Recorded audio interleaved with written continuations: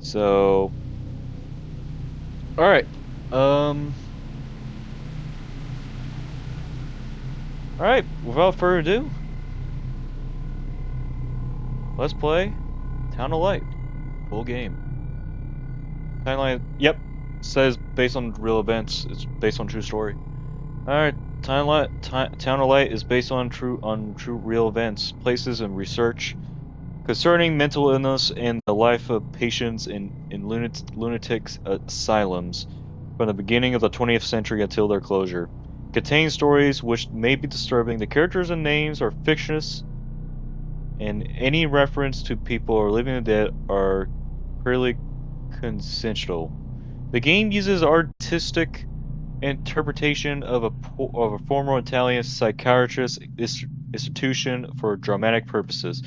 Please note that mental health service may radical improves around the world. If you think you have psychological problems, please speak to the local doctor or specialist. All right. I think maybe I do. But I mean, well, I gotta be serious for that. Sorry. What's happened? What is this place? Maybe I'm dead. I can't see any light. Maybe I am dead. I can't get up. What's going on? What's happening to me? There's no one here, but these noises. God, my head is killing me. I can't keep my eyes open.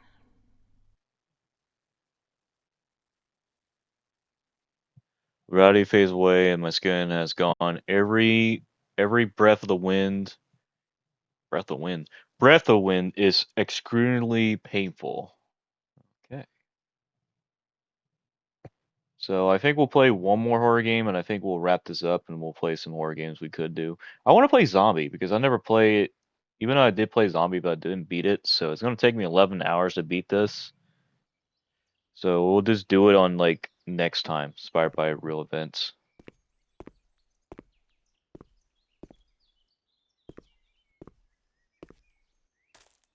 The graphics. Hmm.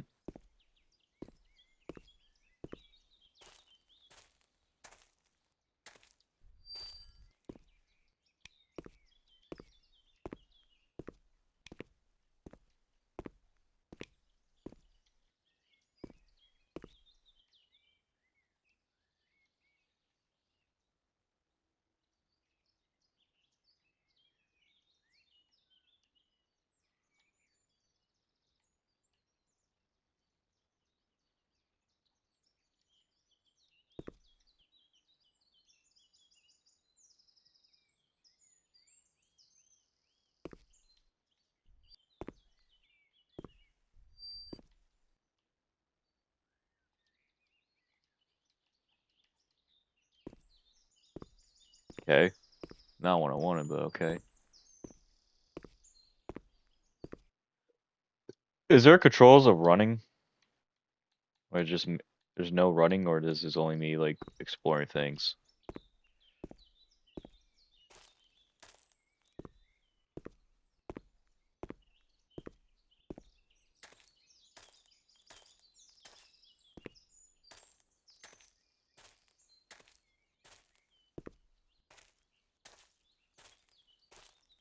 Man, I wish I shouldn't mute these game audio music, and I'm so apologize for that. The games I have to mute. I sometimes we always listen to things we watch. Sometimes I might have to trust, but sometimes Google AI tells it right or wrong. So yeah, let's add the copyright music. I'll just like cover the I'll just like mute the gameplay. So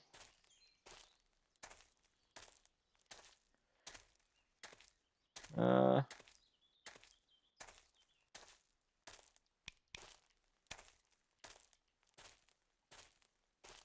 where is there's no running. I saw this. Okay. How do I get up there? I'm curious. Unless there's something on the side door. We'll see.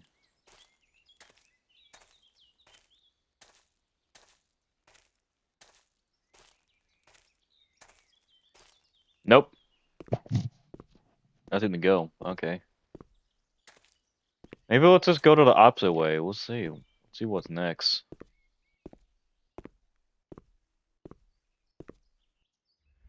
Hey!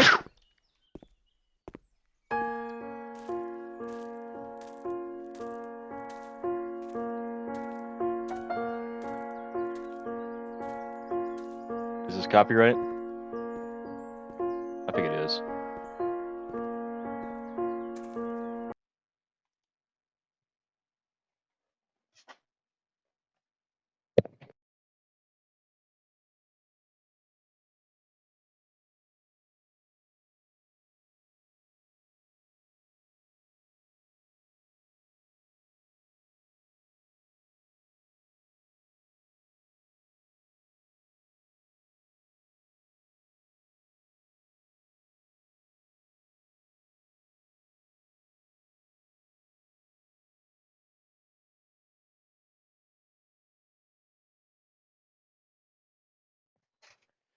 Looks like I'm good, but I'm not sure.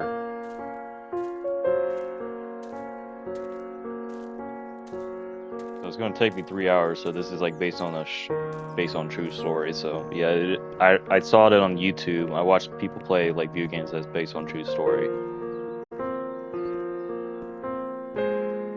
Am I supposed to go this way?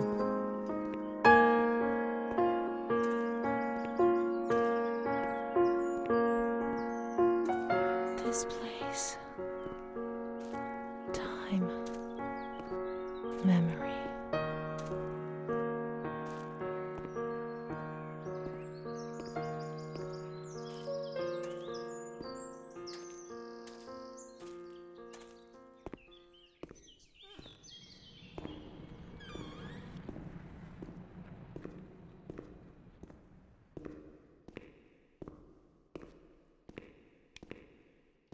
I forgot I got a light. What does this say?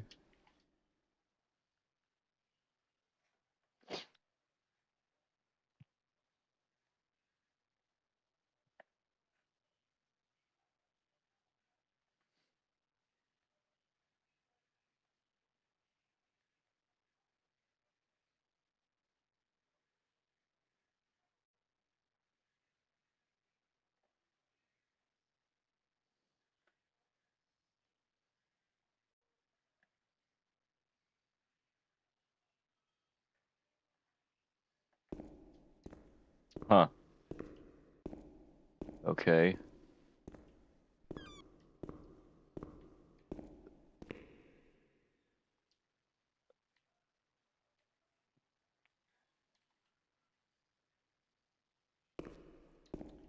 I can't read that. Alright, cool.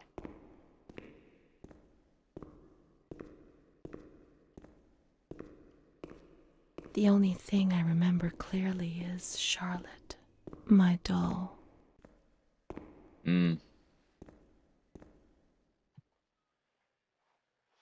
Alright, let me check on something real quick.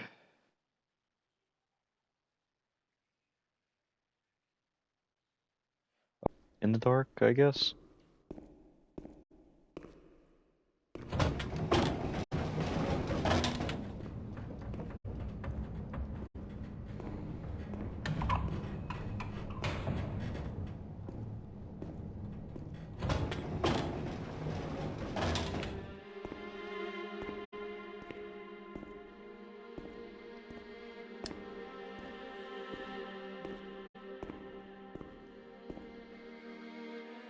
Is this Charlotte? Mummy took good care of Charlotte. She tucked her in, hugged her, gave her cuddles and kisses. She was very affectionate and loving. Nothing bad happened to Charlotte, and that surprised me. I didn't understand. At first, I was quite scared. I was afraid that she wanted to hurt me. I lived in constant fear that Mom would abandon her. Because I didn't deserve to live. I didn't deserve to be loved.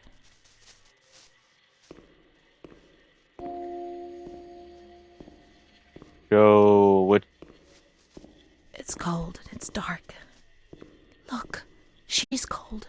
She'll get ill. We can take care of her. Nobody can stop us. Charlotte is a good girl. So,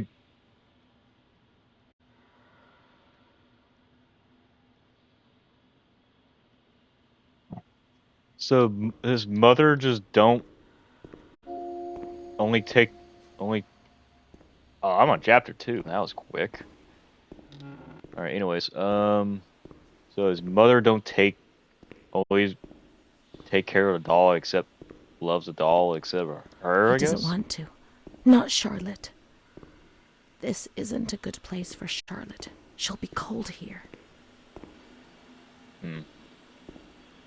What do you want me to put her at? I'm curious.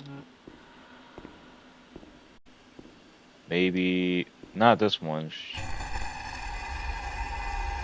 Maybe, I don't know.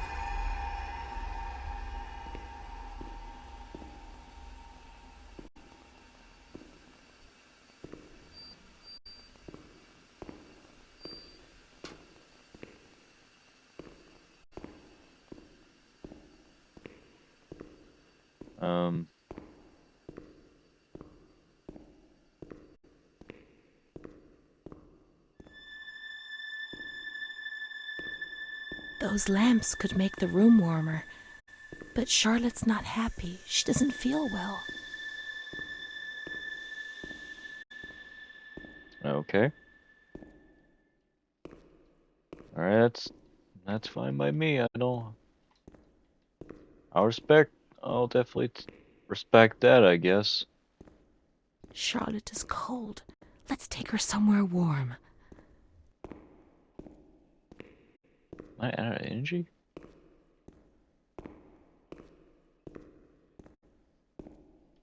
I tried that. She won't. It says it's too cold. She'll get too cold, I guess.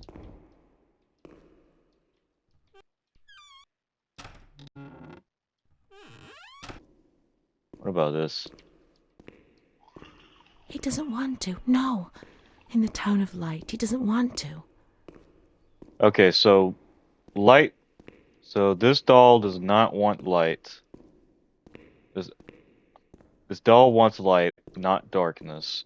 He wants it. He's cold. He needs something. Why don't you just put her under shirt? That wouldn't work. I mean, well, it'll be called smothering, but He'll get angry. I know he'll get angry.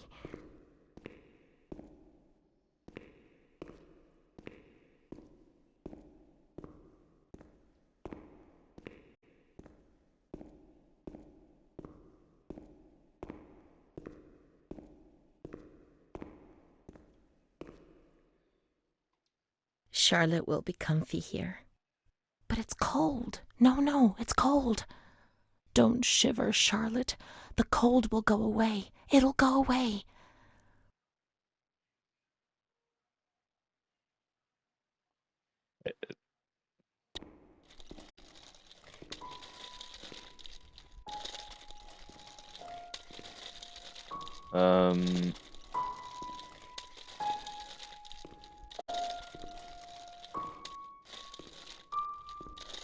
what about put him some warm outside? lights. Let's go to the surgical ward. Oh, surgical ward. Okay, so we need to get upstairs then. Okay, so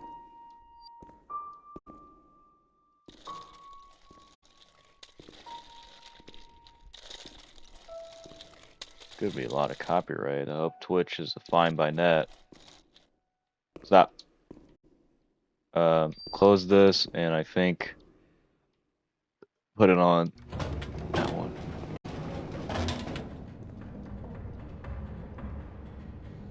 So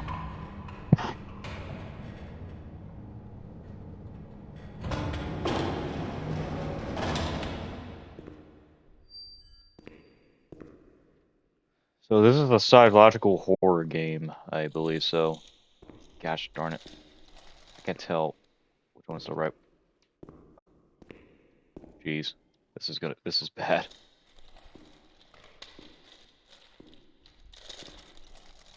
This is right. Perfect, finally. That would have been good if I had to go to that way. Okay, let's find a way. Where is the light? Can't go this way. We won't. She said Charlotte won't go there, so. This one he meant. This one she wants.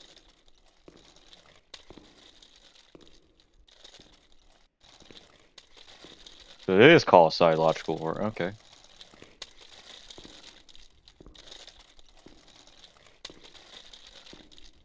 So. The cold has gone away now, you see? The light, the warmth. We can do it. The cold will go away. It has to. Now we can enter the ward where everything started. It all began in the observation ward on the ground floor. Ground floor.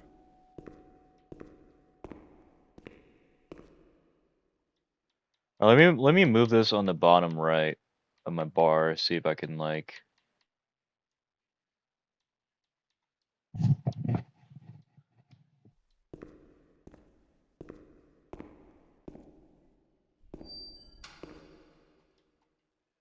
Let's just go. Do I need to get up there? No. We can just go down.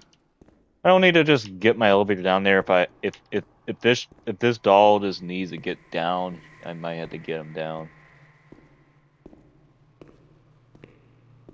So observation floor, like this one? No.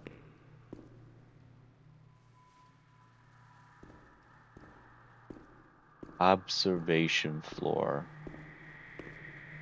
Up ward. Ground floor, I meant. So I meant like this one.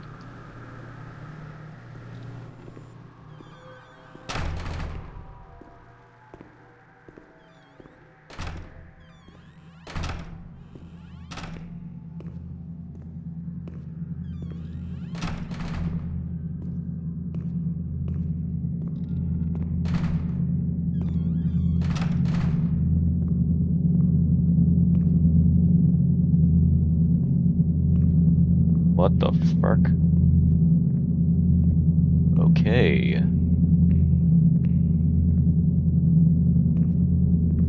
Wow.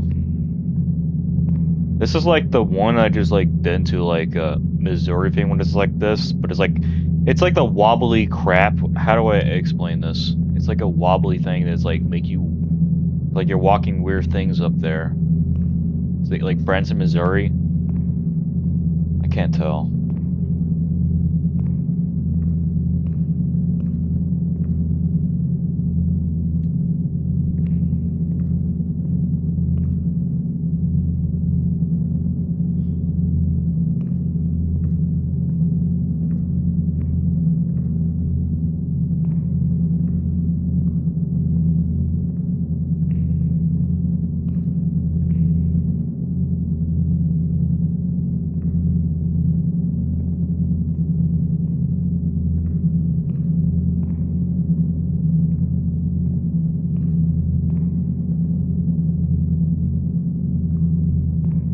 One day I turned off the light, but it didn't go dark.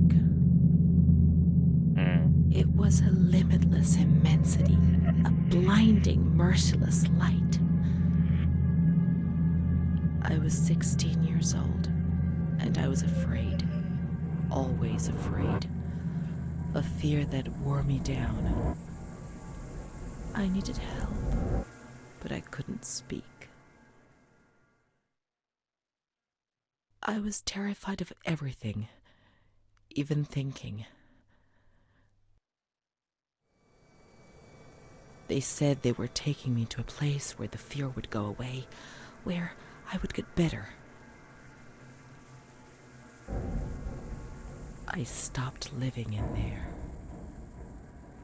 They dragged me away and stripped off all my clothes, everything. I tried to explain what was going on in my head. They tied me to the bed for days. I was alone with my nightmares. It wasn't fear anymore. It was madness. And when you're mad, you cease to exist.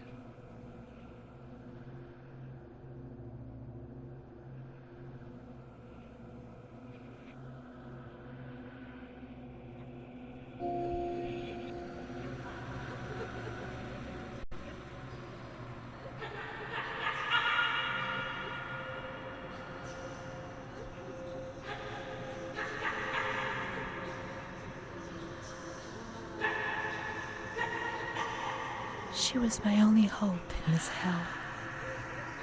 I was descending down among the damned. But that woman and her smile kept me alive.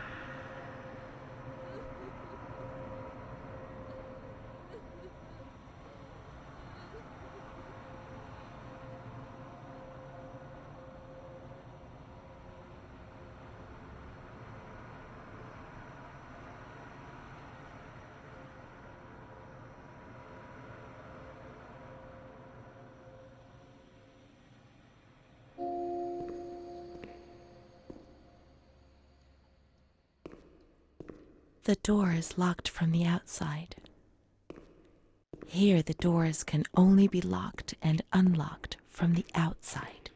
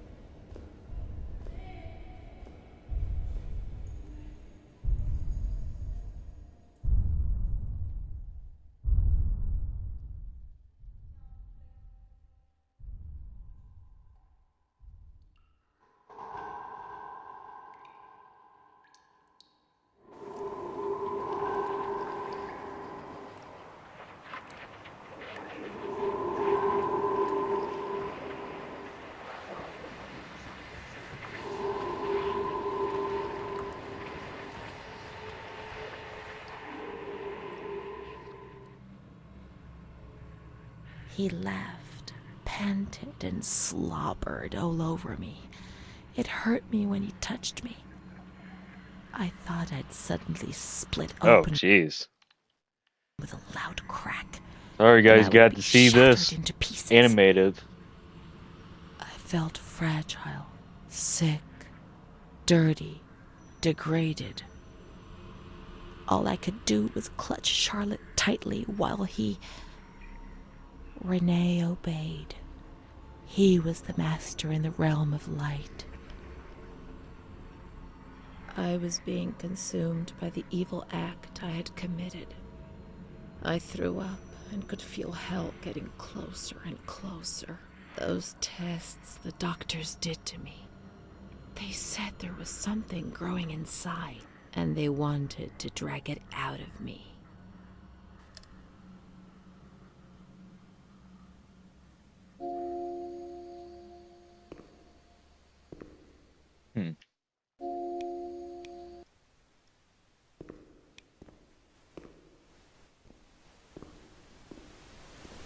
Kind of quick. It says it's going to take me 3 hours of this game. Which I'm not gonna lie, it still feels like 3. It's still about to be about to finish this.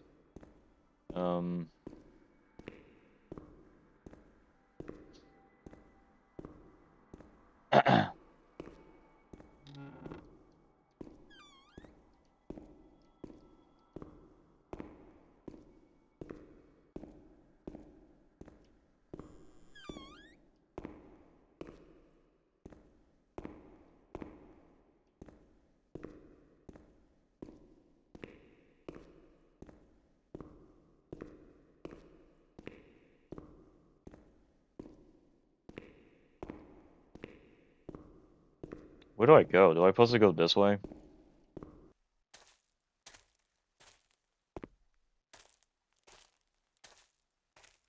No. Can't go that way though.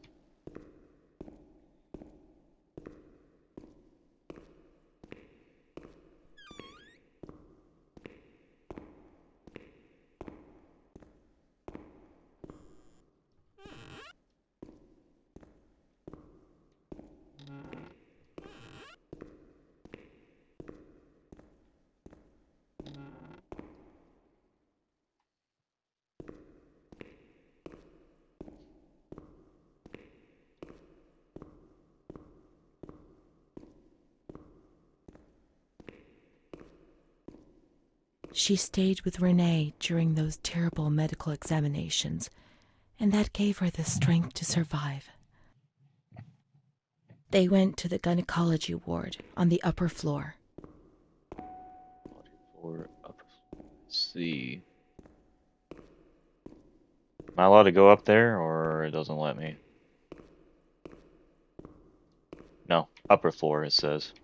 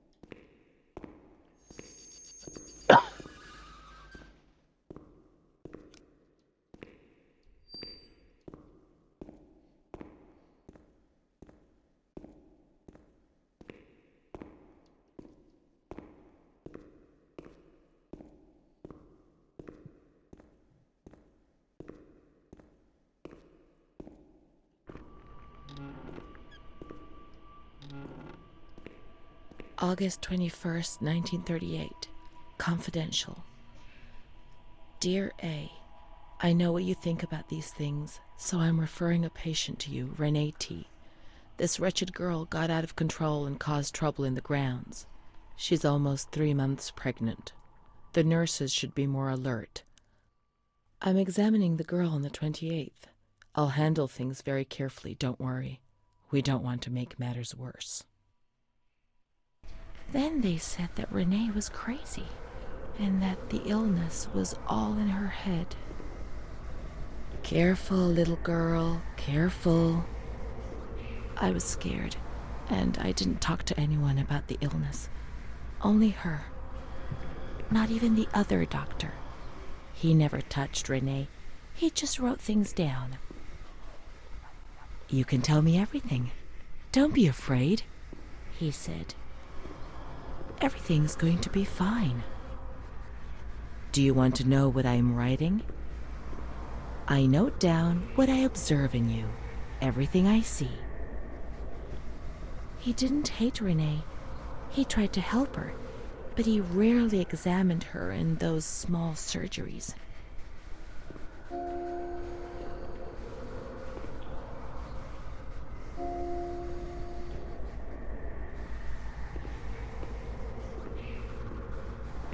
The doctor who wrote things down was in Surgery C. Surgery C, that's where I was at, right?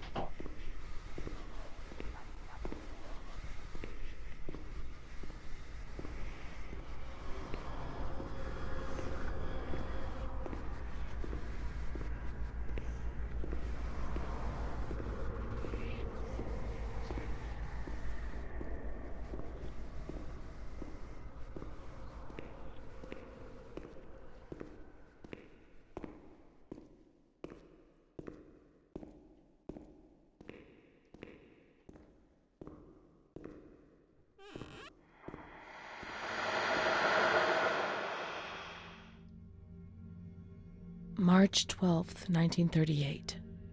Renee T., 16 years old. Menstruation at age 12. Housewife. Father unknown. Mother a seamstress. Admitted in observation yesterday morning from Pontedera, accompanied by a police officer authorized by the examining magistrate of the Court of Pisa to be admitted for a psychiatric evaluation, which I have carried out. Medical certificate. Mental illness preceded by warning signs.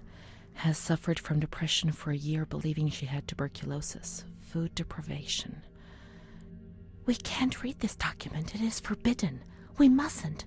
If they find out, there will be trouble.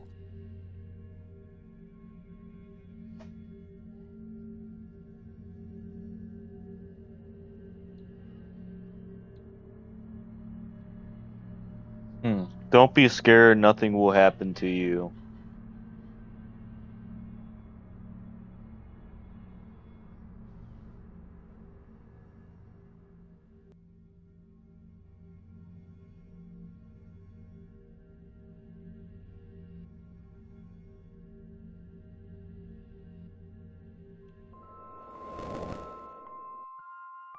Have you ever wondered who you are?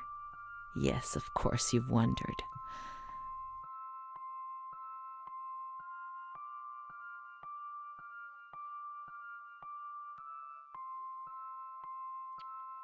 Relative? Maybe your child?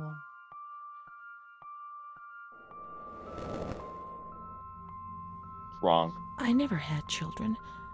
I don't think. Let's read it. I must understand. I must remember.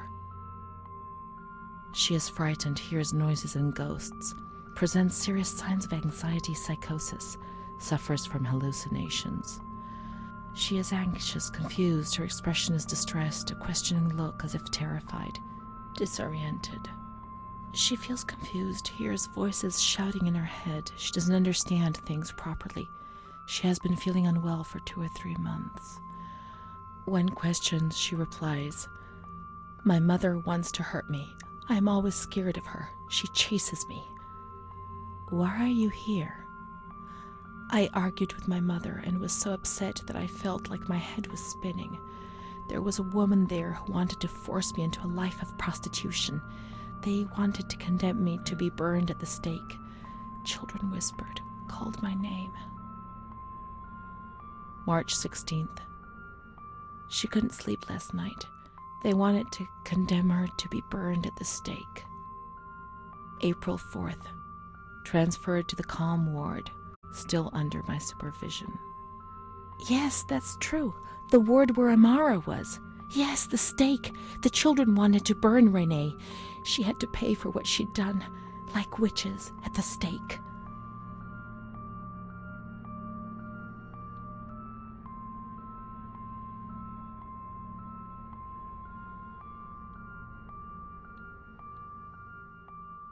What have you done to deserve this punishment?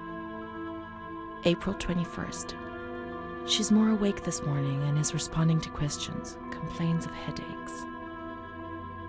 She became agitated when she found out her mother was there. She says that one day, many years earlier, she was with a friend of hers and met a man who made her get into a car and took her for a ride. He made her smoke cigarettes and drink liquor, and the man showed her certain things. He tried to hurt her and made her go crazy. She says he promised to marry her and made her swear to keep what had happened a secret. These facts were essentially confirmed by her mother. After that, she became arrogant, impatient, and hostile towards her family, especially her mother. She started taking off her clothes in public. Her moods would swing from laughter to tears. She rants. She pleasures herself. I can't remember these things, only the guilt, the stake. I know I deserved to pay for that guilt. I knew it even then.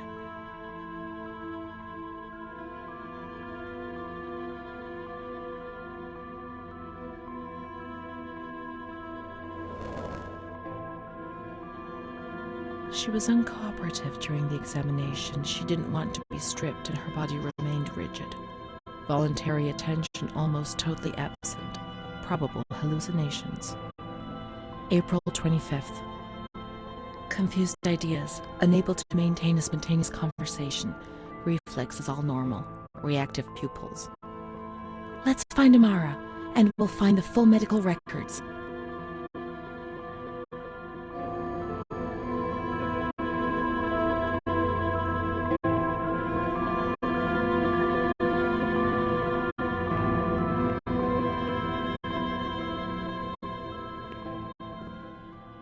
June 1935.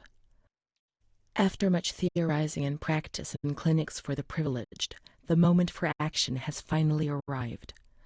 Volterra is the right place. It's an avant-garde hospital, the perfect place for a doctor who really wants to make a difference.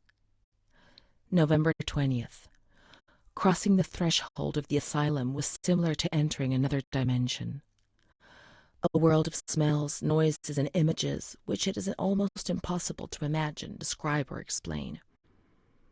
August 1936. The situation is similar to that in many other institutions. The department is overcrowded. Hundreds of patients are supervised by a handful of nurses who are forced to tie the more distressed ones to their beds or to radiators. They do 24-hour shifts. It's impossible to work like this. We doctors rarely see the female patients, and it's the nurses who tell us what's happening to the women.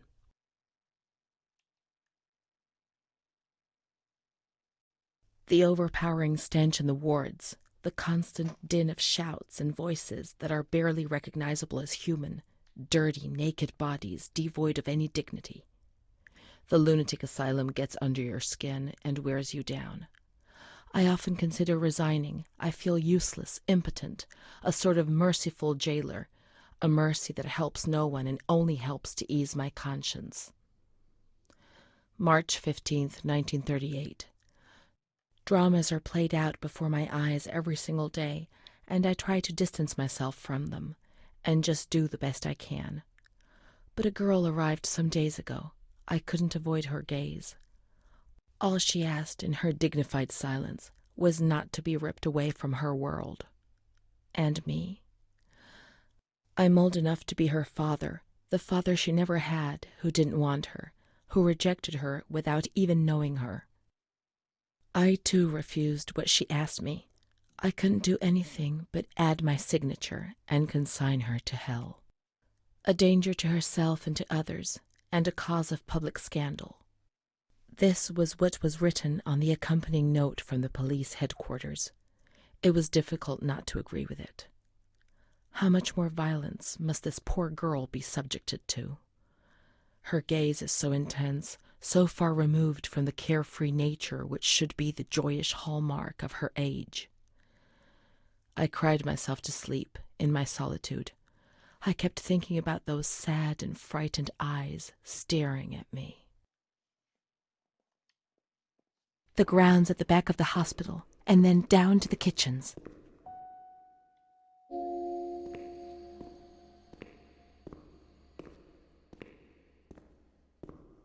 Down to the ground and to the kitchens, it says.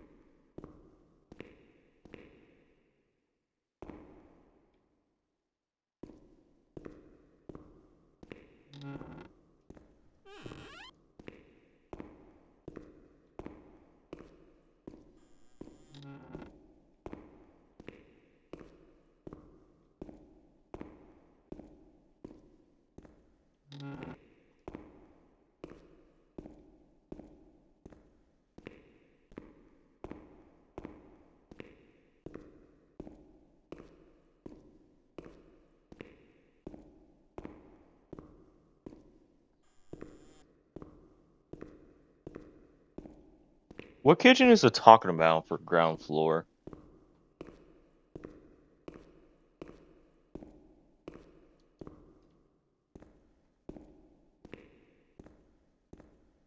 Oh, at the back of the hospital, and then head to the and down to the kitchen. Ah, I see.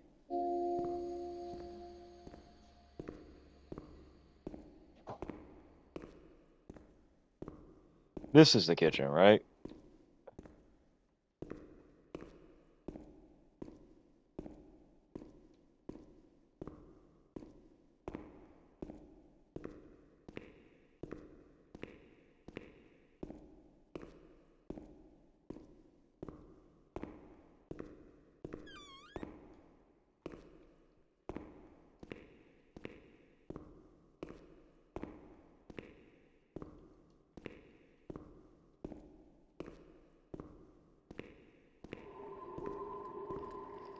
Where's the kitchen though? But it always says kitchen.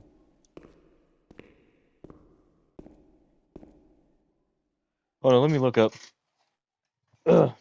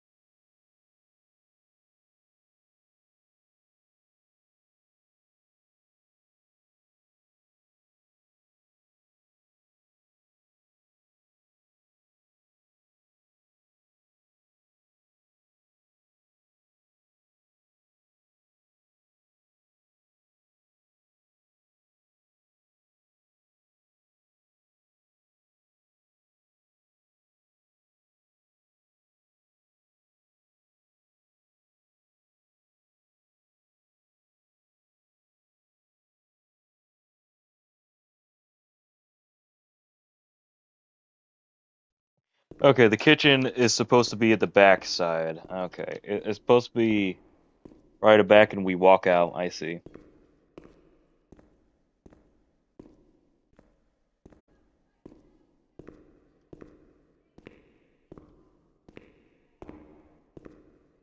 This is the road we used to take.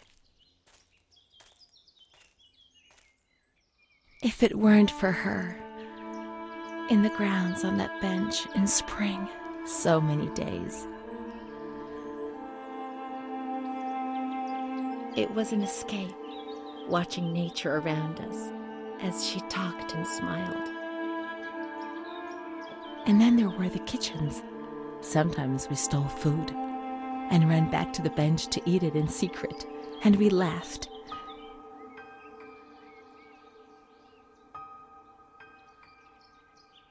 She did things to me. Sometimes she touched me. Oh In the God! shower, I felt her body. All right, we gotta pause this.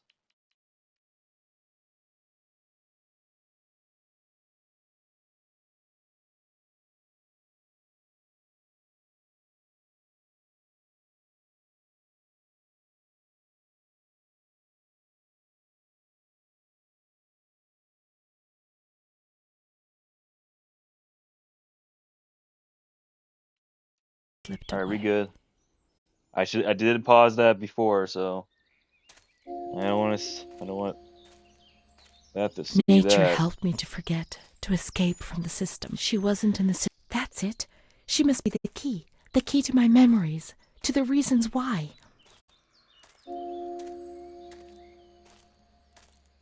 Let's look for Amara in the kitchens in the basement of the building, behind the greenhouse. Kitchen in a greenhouse behind the kitchen. The kitchen of the building.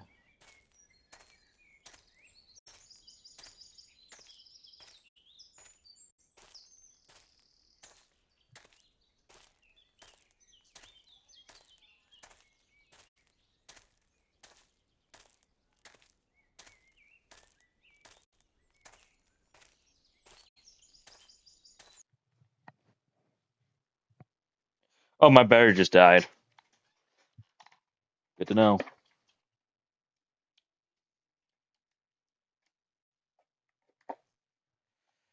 Alright. Alright, hello? Hello?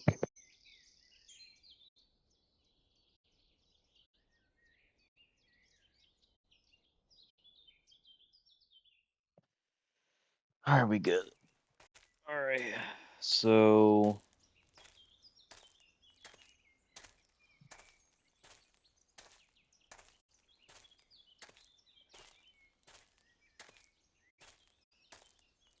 The scent of spring.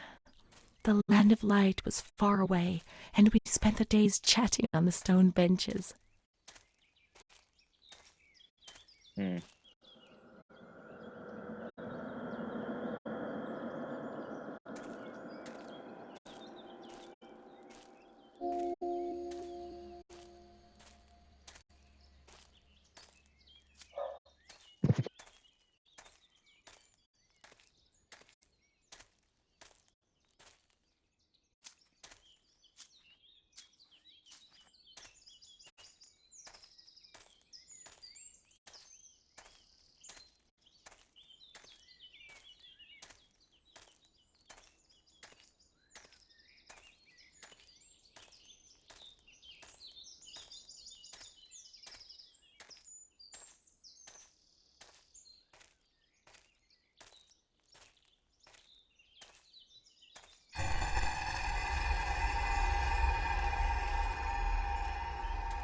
Ugh.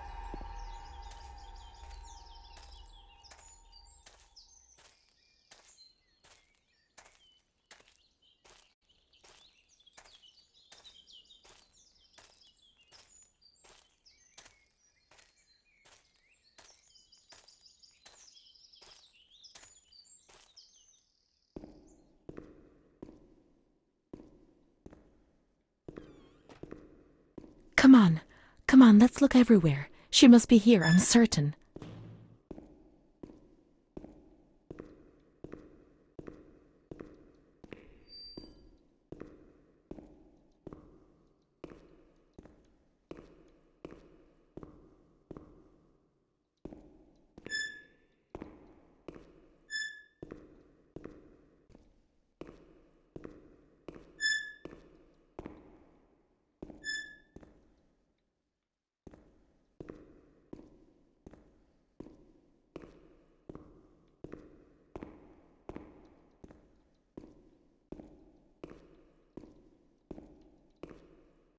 Keep looking. We mustn't give up.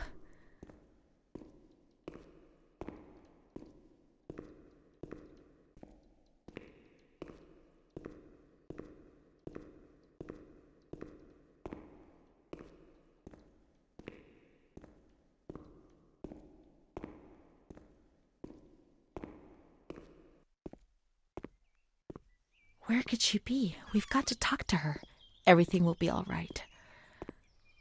But being here now, I don't like it. Come on, let's look for her, quickly.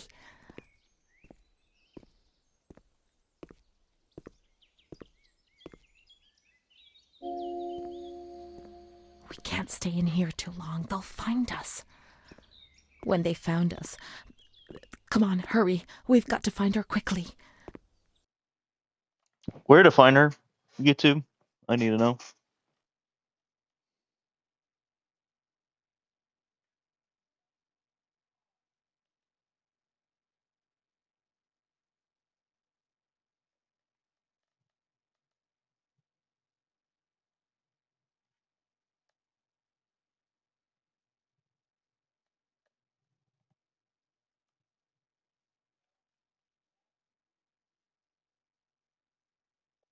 Bruh, can we just not use YouTube ad, please? It's not the time.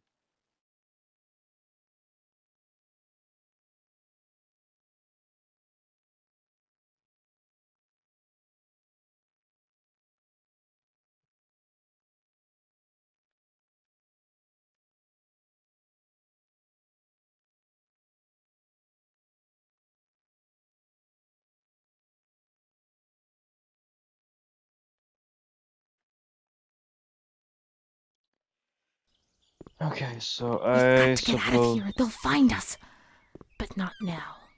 Not yet. Amara's not here. Maybe she's in the showers. We can find her there. The water was often cold. When it was cold, we ran away. But when it was hot, then she came to Renee under that cruel white light. I can still feel the shivers her body gave me. Everything must return to how it was. If we recreate that magic, she'll come to us.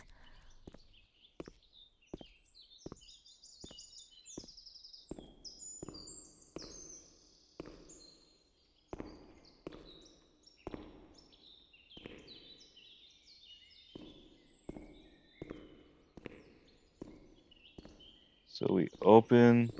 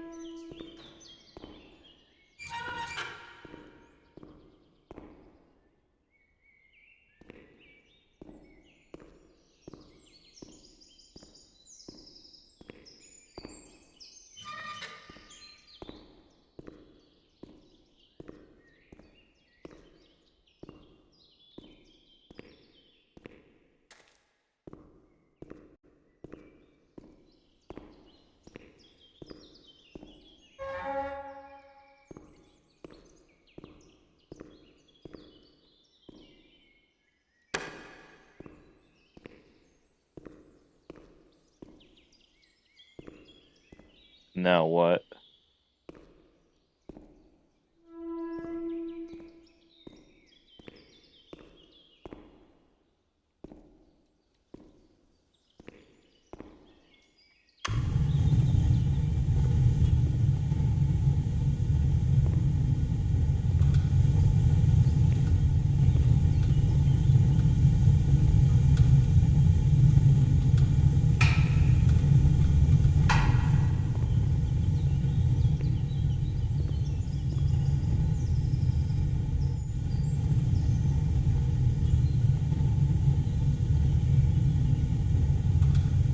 Is that what it is, I guess?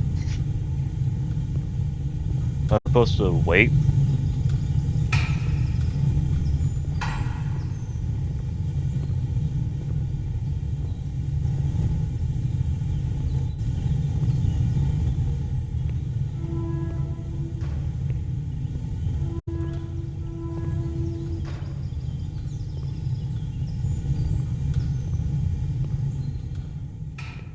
We have to turn the water on in the showers and switch the boiler on. All the plumbing systems were in the kitchen area.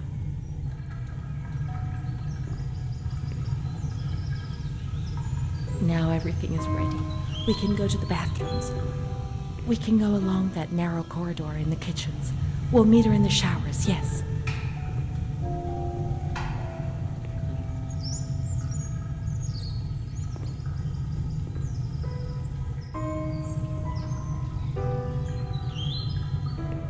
Now everything is ready. We can go to the bathrooms. We can go along that narrow corridor in the kitchens. We'll meet her in the showers, yes.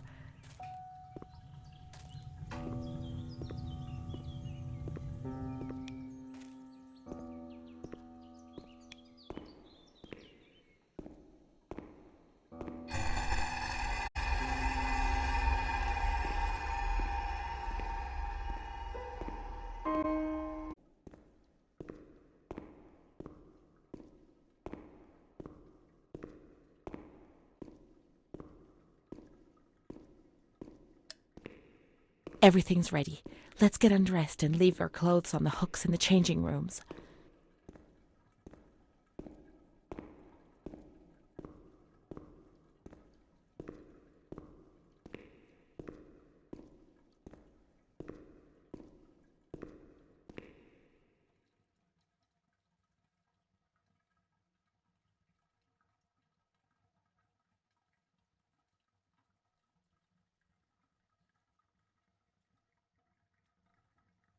Let's turn the water on now, and everything will be as before.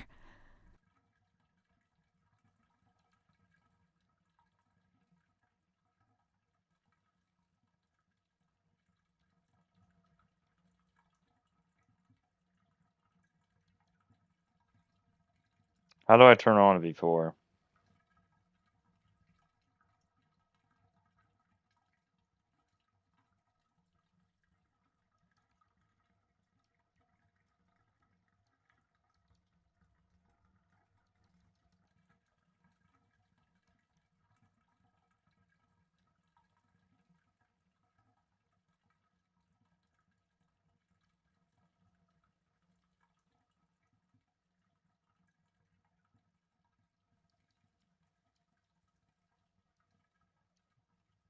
What?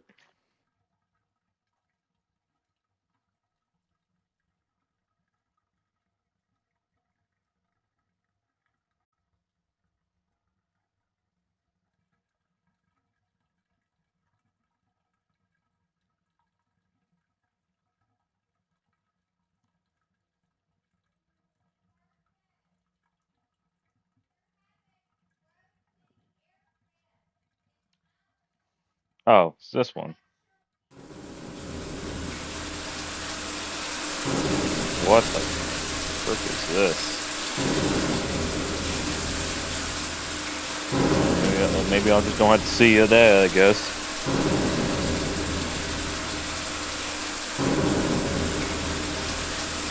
Is it done? No. I got no first but to walk through it. Don't mind me, ladies. So I don't need to look at y'all. Oh, jeez. I think I'll be fine. Maybe. I don't know. Amara was the only thing Renee had. They separated them. Renee went to the slightly agitated ward, the one that terrified everybody.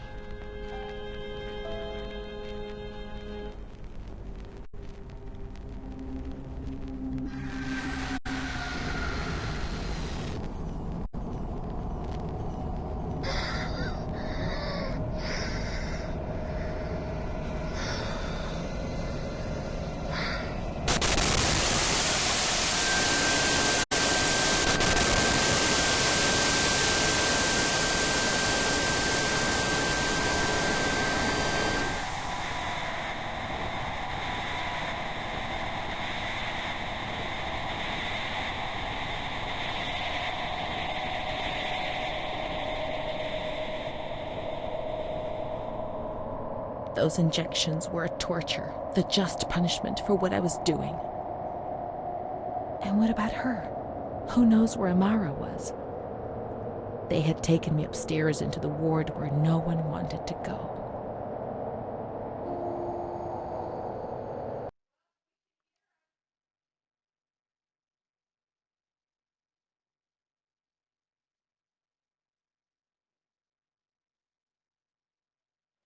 So, chapter. Wow.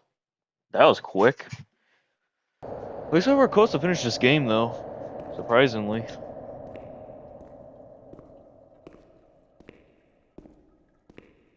Let's look for Renee's room in the slightly agitated ward. Agitated ward. They got in trouble for shower together and doing together in the shower. That's kind of awkward. Awkward way to do that in a mental asylum.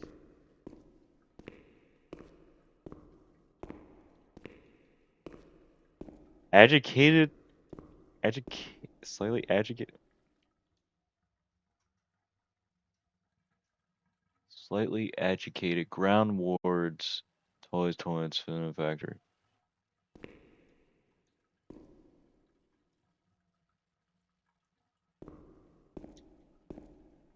What about upstairs?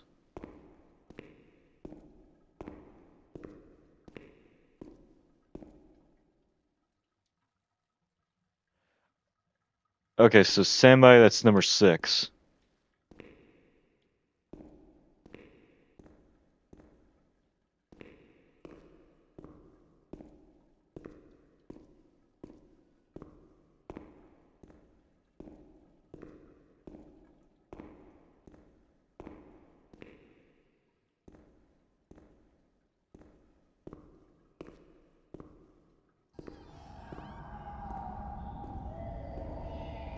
When there was too much chaos, they closed all the windows and the door. They turned off the lights, and it was pitch black. Some people fell asleep. Some others stopped seeing their demons and became more calm.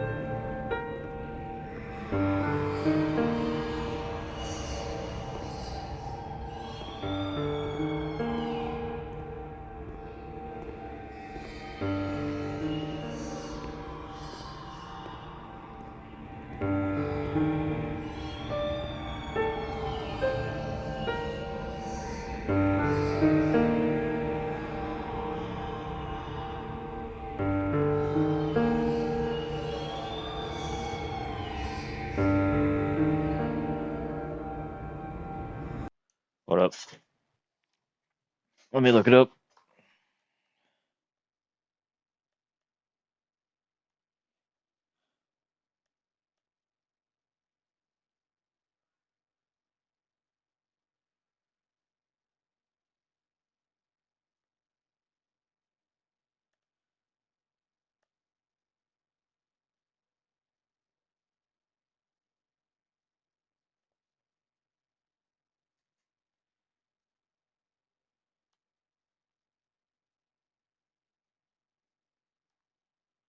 Okay, so I need to find that one over there. Okay.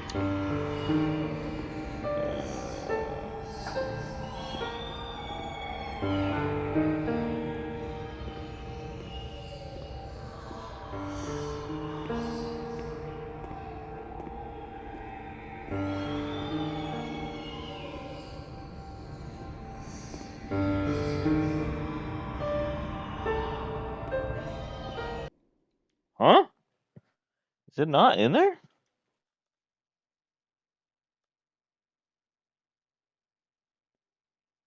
Oh. There's another one. I see it. Montefosco, I missed it. December 20th, 1941. Dear Director, could you please let me know how my daughter, your patient Renee T., is getting along? I've written to my daughter several times, but have received no reply. I'm very worried, particularly as I've been ill for some time and have not been well enough to come and visit her. Please kindly let me know when it will be possible for me to bring my daughter home. Your humble servant, Ada T. Bring this letter to the attention of Dr. C so he can assess the potential discharge of the patient.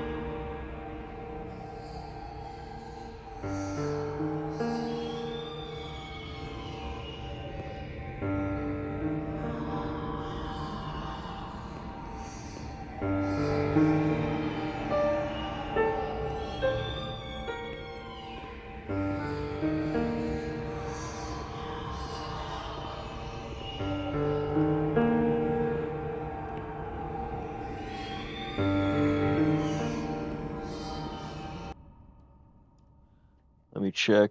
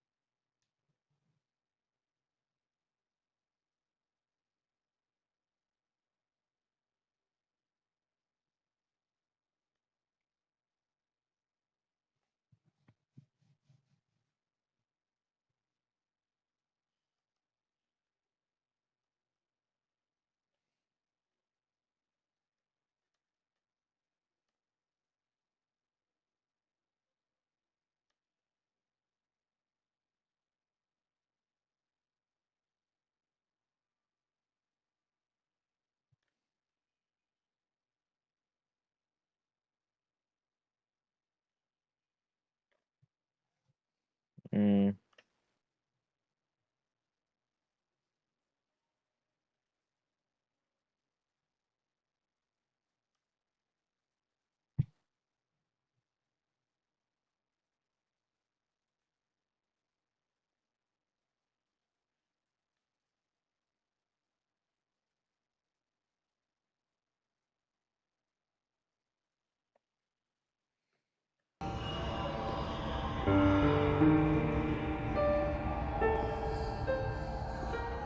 Kind of feels like the Resident Evil music when I keep playing this.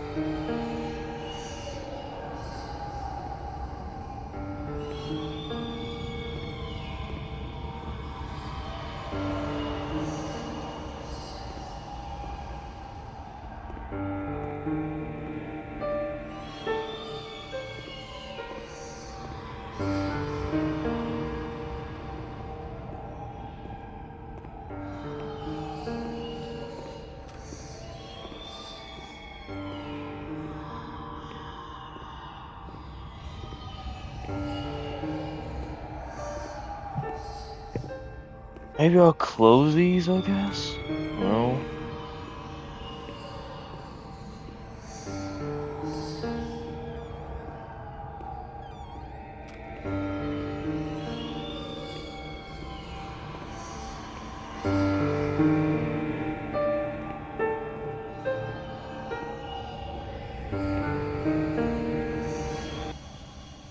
What did I do, YouTube?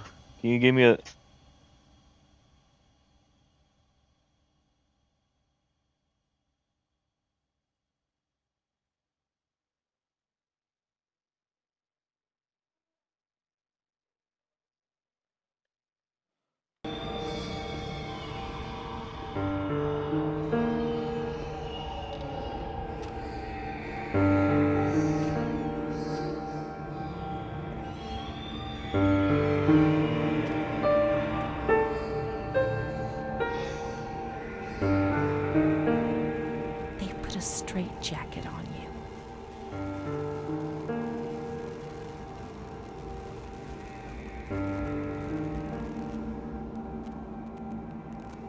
They gave you a cold shower.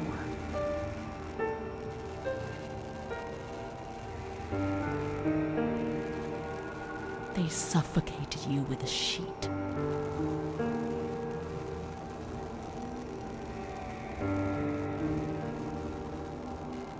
They tied you to the bed. They tied me to the bed.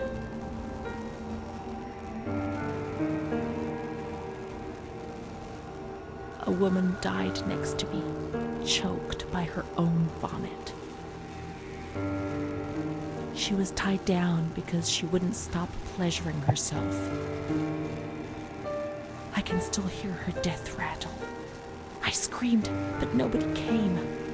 Everybody screamed in there, all of them.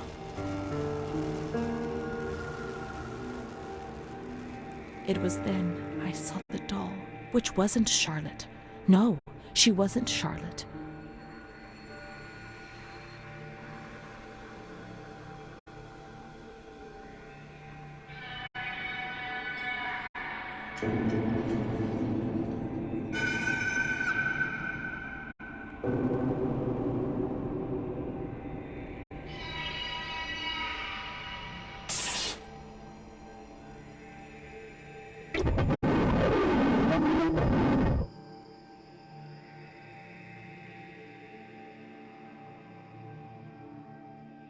The past was like the present.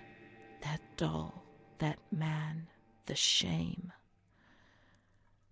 Renee was increasingly divorced from reality. How will I ever find out what really happened? How will I ever find Amara again if I can't even find myself?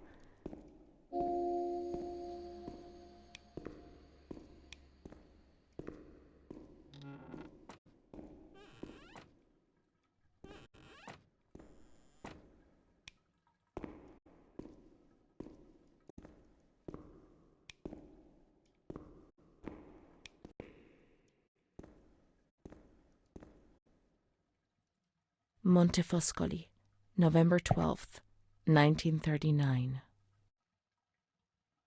My dear daughter, it is with great sadness that I heard what happened.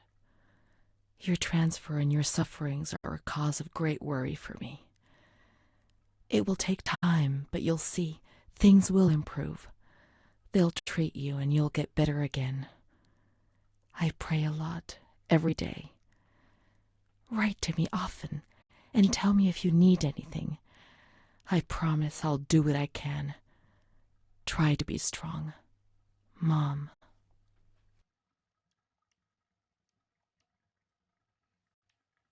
This is the last letter she wrote to me. Once I was put into this ward, I was overwhelmed by loneliness. After that medical examination, I received no more letters from Mom. Why is that man here? Why doesn't she come to see me? Did I make a mistake? It didn't seem like she wanted to abandon me. What did I do wrong? I'd like to be able to reply to her again now, to change things.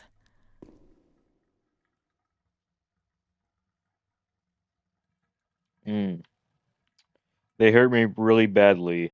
Please, I beg you, get me out of this place.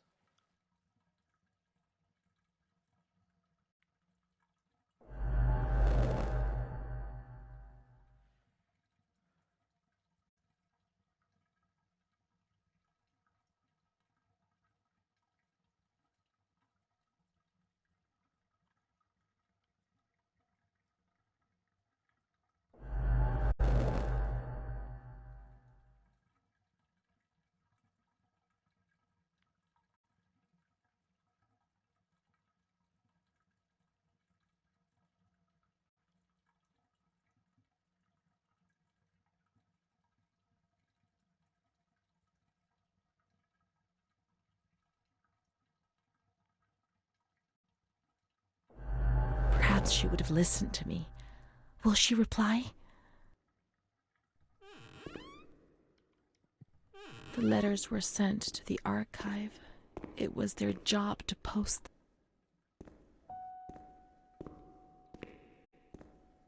Job to post them. supposed to be a male post male, right?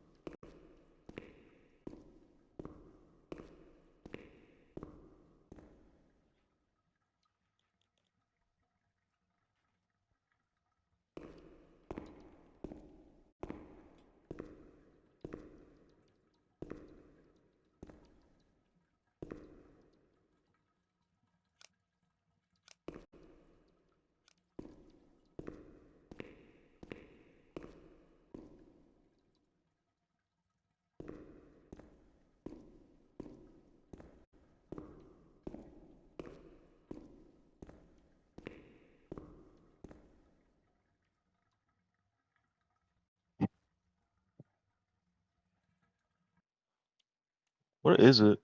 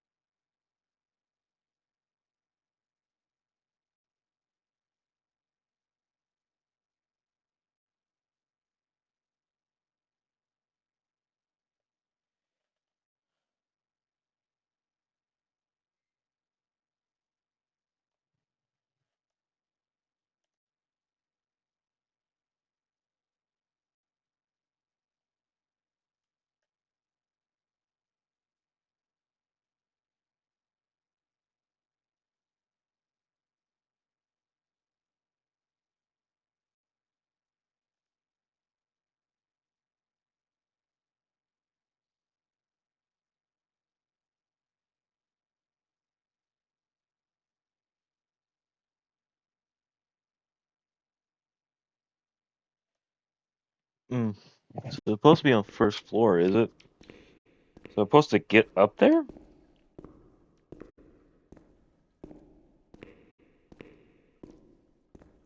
Looks like we're close to finish this game.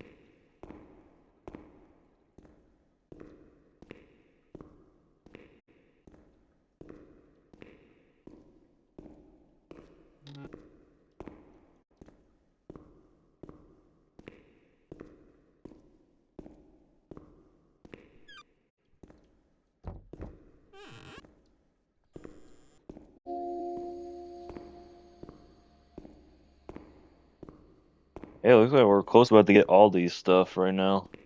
When you were sent to a lunatic asylum, you lost the right to possess anything.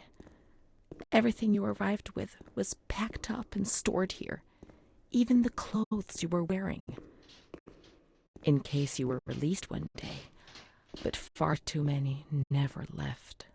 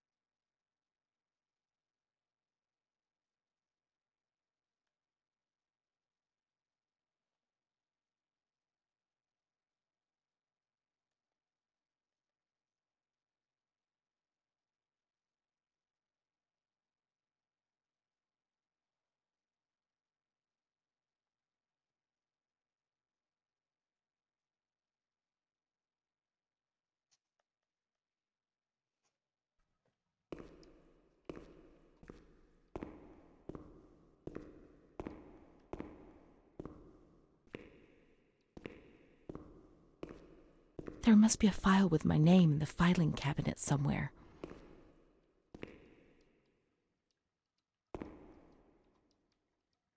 Dear Mother, please, I beg you, get me out of this place. I'm so frightened here. You were right. I know I was wrong. I understand. I'm so ashamed. If only you knew how much. But now I'll behave myself, I promise. Now things will be fine. I'll work hard. I'll be very good. Your daughter, Renee. This letter. It was Renee's letter, just as she wrote it back then. But it was never sent. Why? Why did this happen?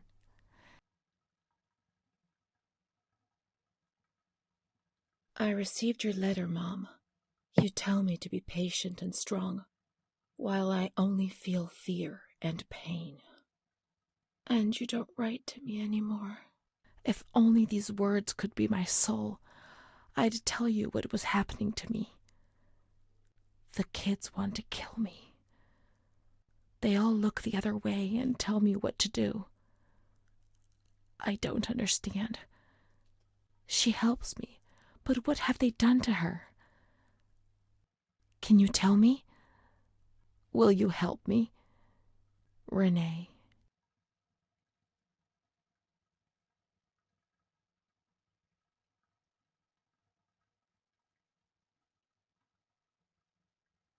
Montefoscoli, July 7th, 1940. My dear daughter, I have received no news from you. You have not contacted me in months. I'm sorry, but I don't have the money to come and visit you. Do you remember Mr. Onofrio? He'll soon be in Volterra for business. I've asked him if he would be kind enough to ask the director for some news about you. I hope he'll bring me some good news when he returns. But please write to me. I know that I was strict with you. You have to forgive me. I didn't think. I've given Mr. Onofrio a new doll for you. You told me that you lost yours, and I know you loved it so much. It's not as nice as your Charlotte, but I hope that it will comfort you nonetheless. Keep your chin up, darling. Everything will be fine, you'll see. Mom.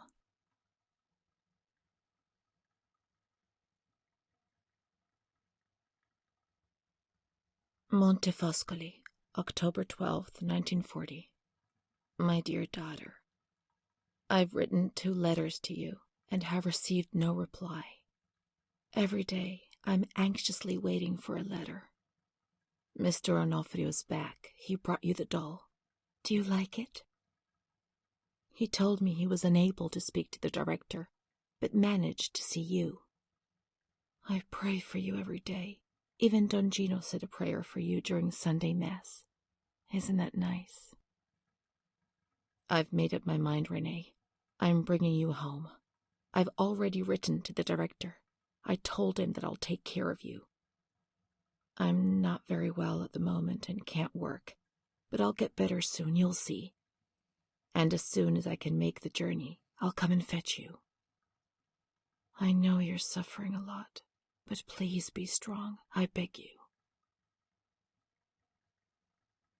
Mom will come to fetch Renee, won't she? Mom is good, but she's not well. That's why that man came. The doll. Renee could have played with it while she was waiting for her to arrive, but Renee didn't have it with her. Is it one of Mom's lies? She knew that she'd hurt Renee and... No, Mommy's good. That man brought it.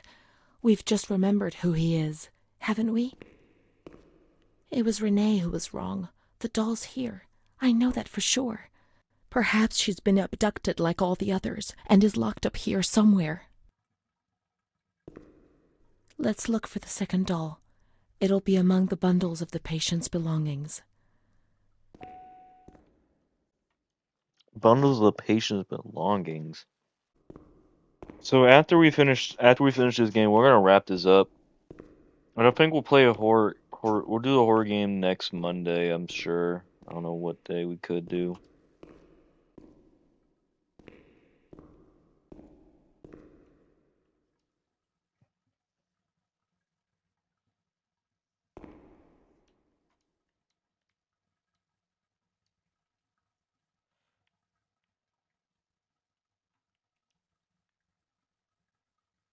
Now we can open the bundle on that table in front of the window.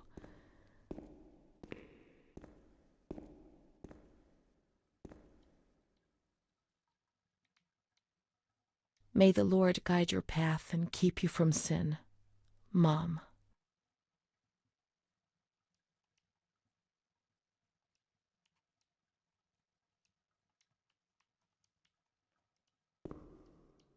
You see? Mom was good. I was bad. Mom was worried about Renee and Charlotte. I abandoned Charlotte. We've abandoned her.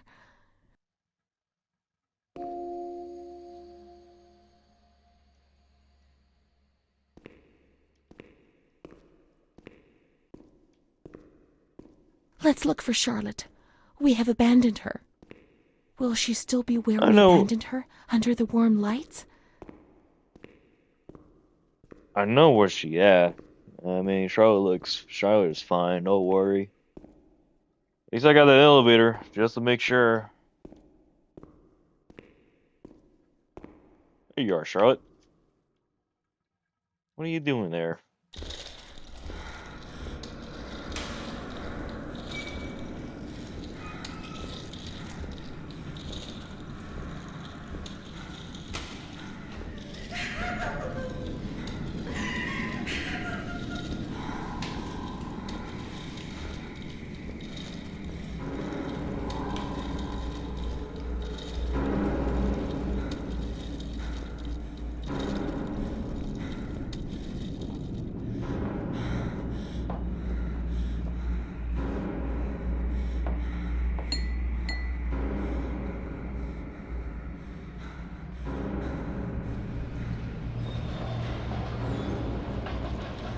I didn't do anything. I just obeyed orders. I only obeyed orders.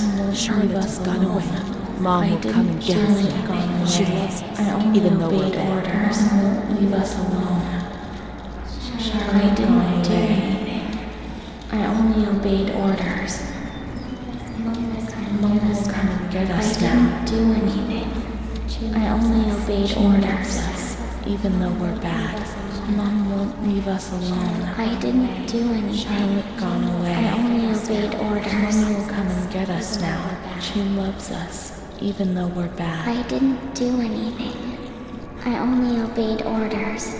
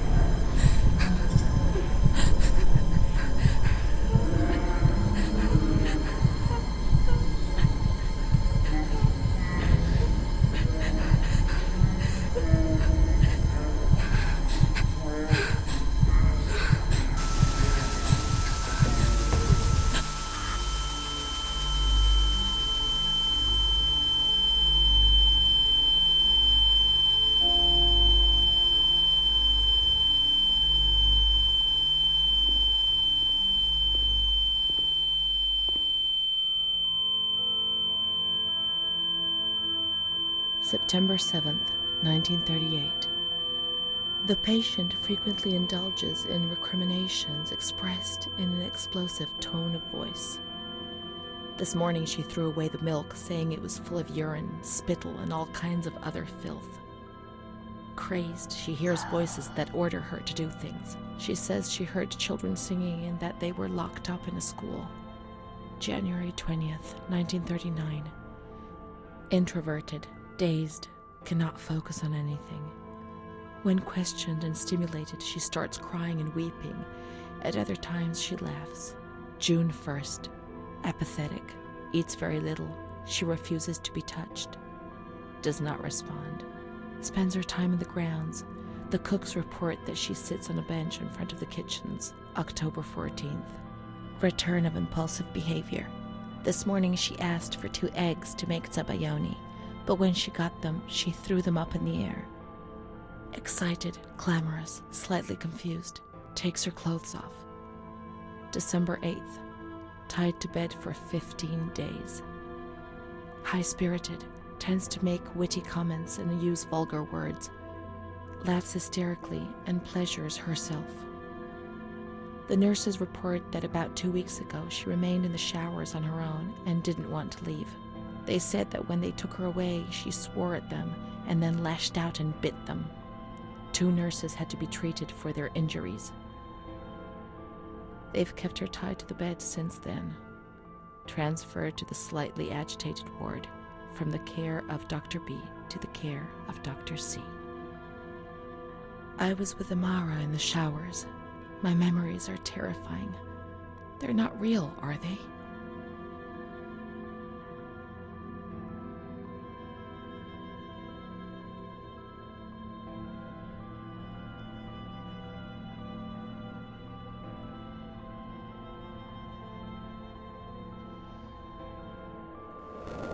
SAC. December 15th, Dr. C. Patient notes. The abnormality of her psychic state has induced her to lead a life which is irregular and tends towards delinquency. Of fickle and flighty character, she regularly discards her household duties and engages in occasional prostitution. Prostitution? No one would have ever believed a lunatic, let alone a lunatic who lives in the worst sort of sin. Could such a person ever have been subject to sexual violence? Certainly not. Her mental deficiency makes her deaf to the reprimands of her family. She has shown suicidal tendencies. She was brought to the ward yesterday, agitated and hysterical. Treated with cardiazol, 2 injections a week for 5 weeks. They were only trying to confuse us with the therapy, and my God, they succeeded. It was as if they wanted to instill the madness into us.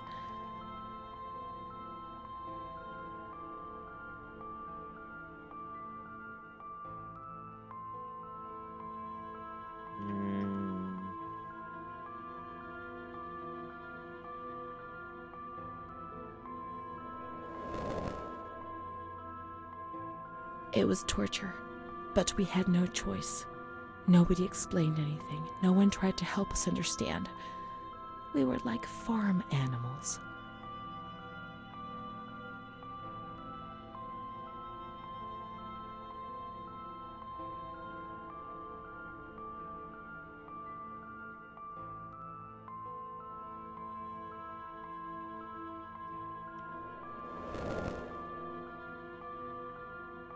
June 2nd.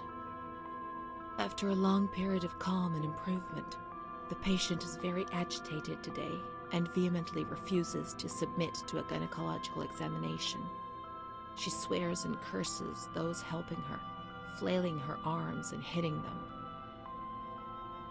According to reports by Dr. B, the patient has been subjected to periodic checkups since she had a spontaneous abortion about 2 years ago in her 3rd month of pregnancy. Conception occurred after she had sexual intercourse with a stranger who sneaked into the hospital grounds. Details are contained in the charges filed at police headquarters in Volterra, a copy of which is attached to these clinical notes. ES therapy. A spontaneous abortion. It's not true. I can't believe it. How could I have invented things if I didn't even know what they were doing to me?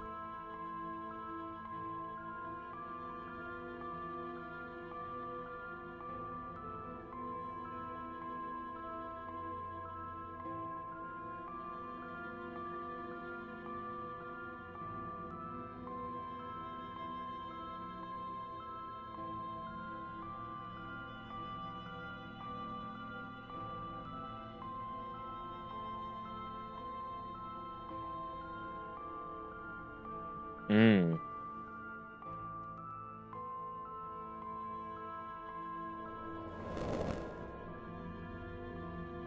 June 13th. The nurses report that she descended into a state of great mental confusion after receiving her mother's letter. She threw her soup over another inmate because she was very anxious, and then punched a nurse. Impulsive, flails about her. She rails against the doctor in vulgar terms while he is examining her, lashes out and spits. Block all correspondence to give the patient no further reason to become agitated. August 20th, tied to bed. The nurses report that the patient is extremely agitated after the visit of a relative or family friend. 2 days later, she is still shouting all the time that he commands her, that she must obey and harm herself, and that she is not Charlotte. All visits forbidden, constrained to bed, and intensification of ES therapy until we achieve results. No contact with the outside. That way nobody knew what was happening within these walls.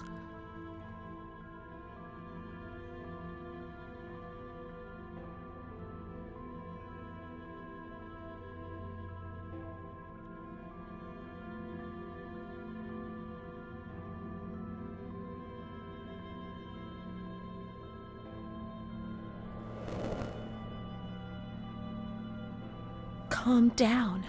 You must be calm. Don't get agitated. We'll make you calm down. Is that the only thing that matters? Is tranquility worth the price of not living?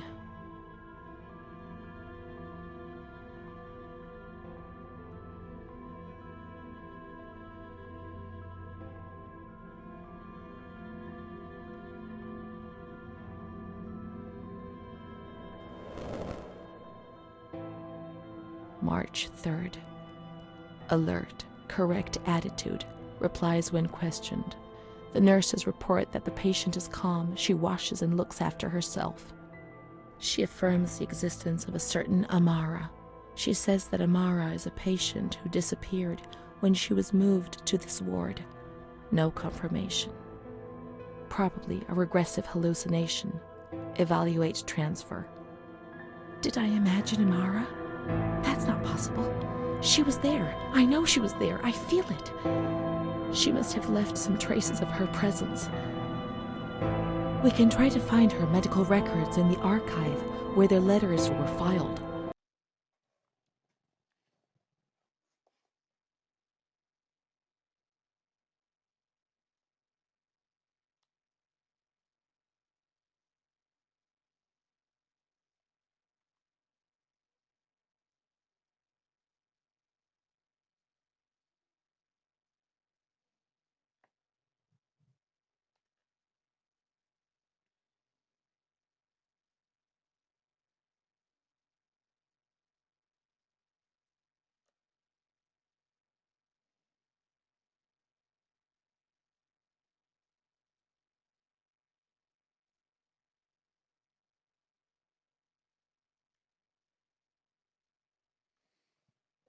So it's supposed to go to A.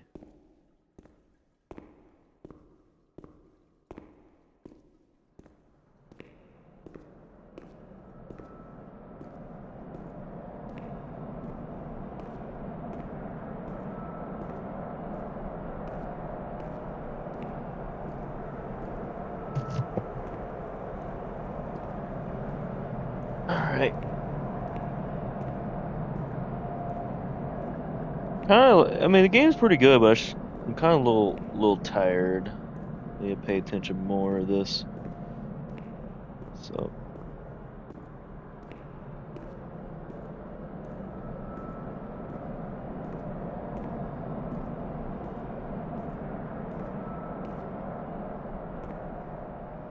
Amara B., aged 32, housewife, mother of 2 daughters, married to Mario B.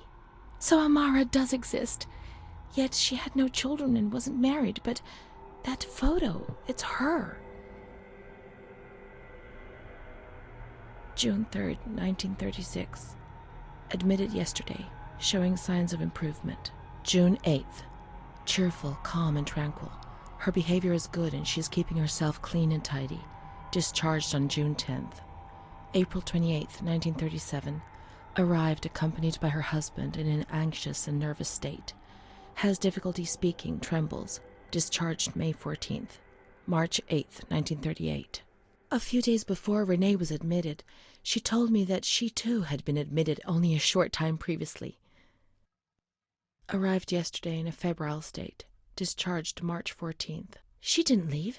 Certainly not after a few days. No. June 22nd, 1939. Readmitted once more. The patient shows rapid improvement. Discharged July 2nd. August 1st, 1941. The latest of many admissions due to agitation. Discharged August 27th. She came and went, stayed only for short periods, but I remember she was always with me. Oh, what's going on? March 4th, 1942. Back again, the same situation. March 8th. Compared to previous admissions, the patient seems depressed even after a few days, although her demeanor is calm and she is attentive. Discharged March 25th. April 2nd. The patient is distracted and apathetic. Her husband brought her here and said, "She's not eating, doctor. She spends all her time sleeping. I'm so worried, doctor. You know her. You can help her." April 6th. Tuberculosis. Patient transferred to the Maragliano Pavilion and is in isolation. May 3rd, 1942. Death from tuberculosis at approximately 8:30 a.m. Is Amara dead? Poor dear friend, I wasn't even able to say goodbye to you. Enclosed is a manuscript written by the patient, probably in a state of delirium. I'm dying, I know it. I'm losing a lot of blood, bleeding internally too. It's strange. Since I came back in here, I can't stop thinking about that little girl with her sad eyes, her desperation. I only saw her for a short time, it's true, but she remains in my heart. Will she still be here? I hope to God not.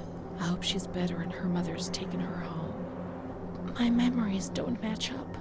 What's the point of this? Perhaps my memory is playing tricks on me. Things are not as I remember them, as I see them. But she said she liked me. I just can't understand it. I just wanted to say goodbye to her for the last time. I never even said goodbye to her.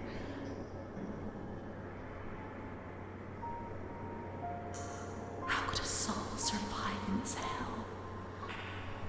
I so want to feel things again. Pain, passion. Feel the damp tears rolling down my face to remember that I was alive.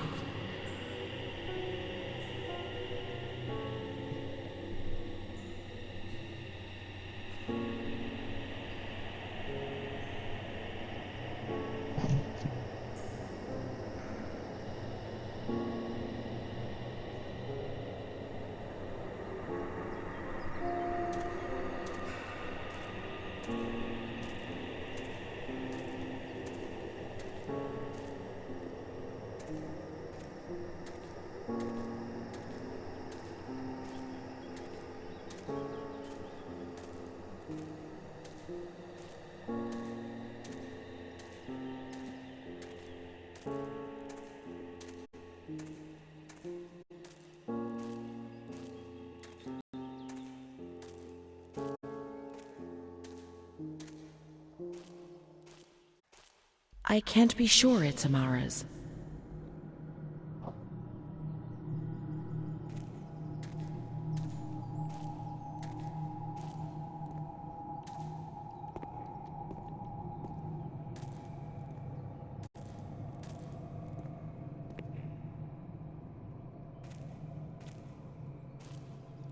These crosses are nameless. How will we ever know who is buried here?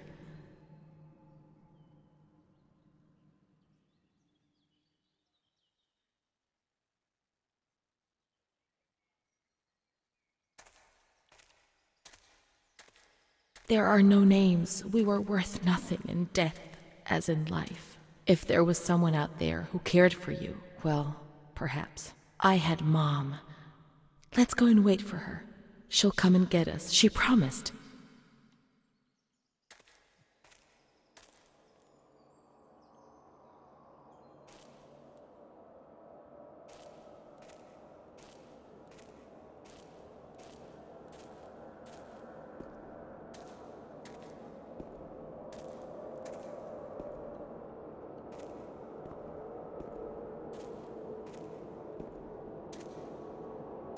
Let's wait for Mom in the waiting room.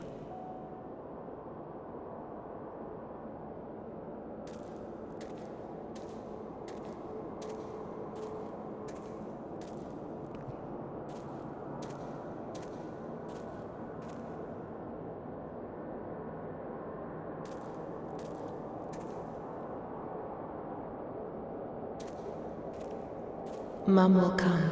She'll come. She promised, and she'll come to get us. She'll take us home. Now I understand. I won't misbehave anymore.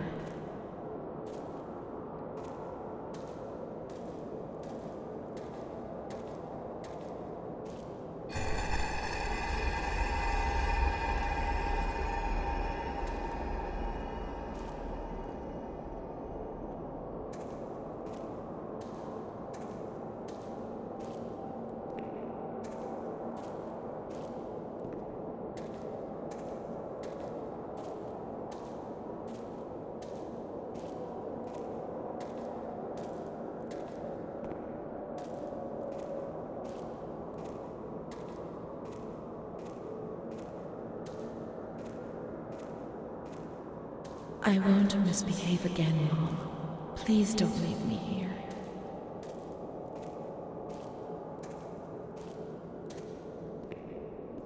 I won't cause any trouble. I'll be quiet in my corner.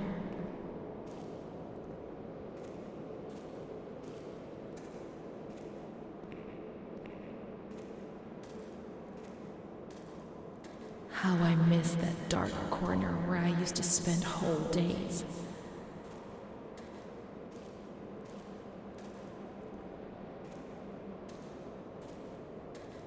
I'll stay there like a good little girl, but take me away from this place.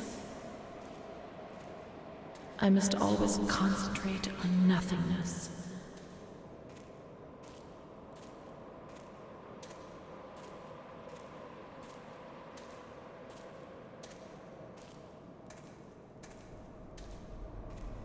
Otherwise, I get confused and I'm afraid I won't be able to find my way back.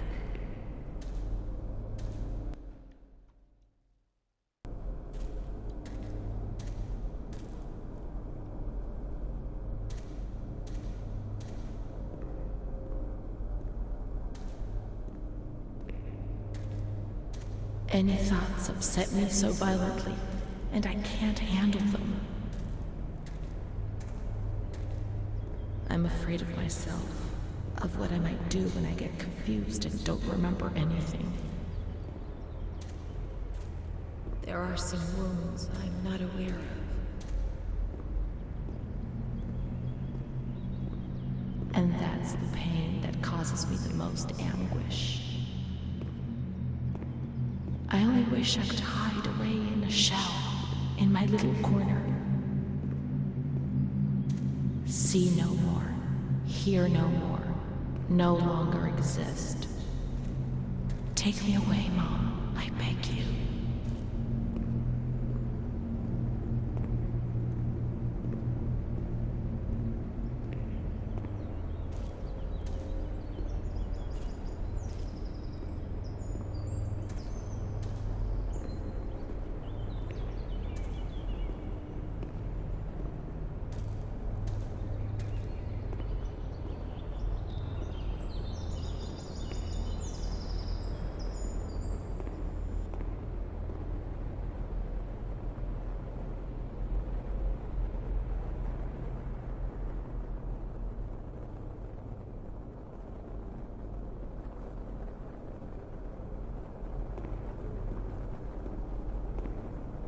Did I frick up? I'm on chapter 12A, right?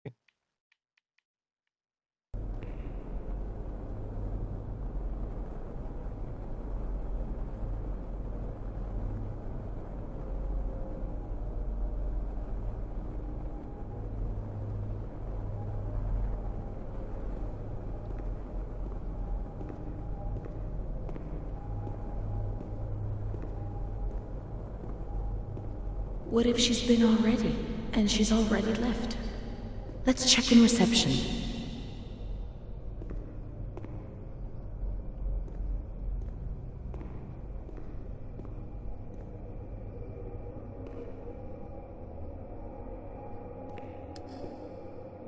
Miss, Aha, there we please go. send the following telegram to Ada T.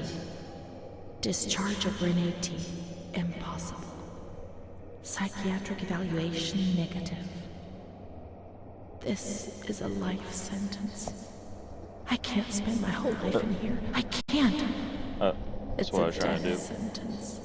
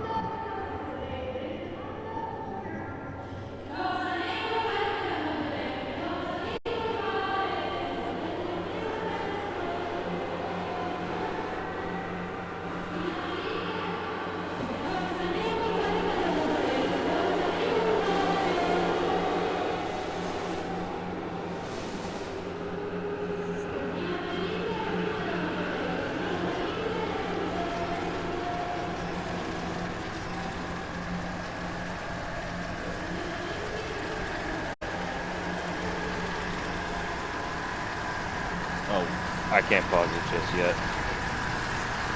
I gotta go check something real quick, and I'll just wait.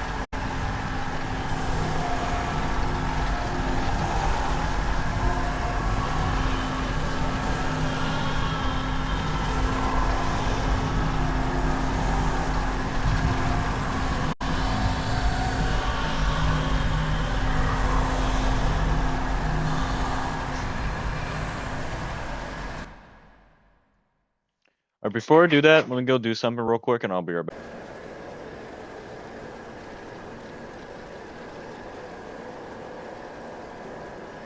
I was supposed to find all of them. Oh no. A blackbird's eating my head. That's why it hurts so much.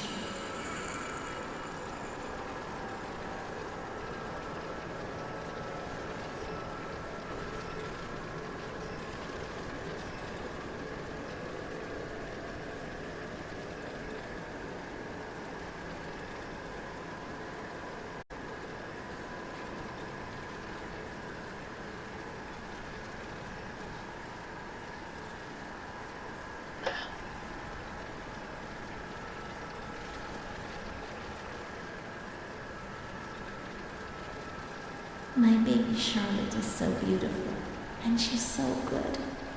But Renee isn't.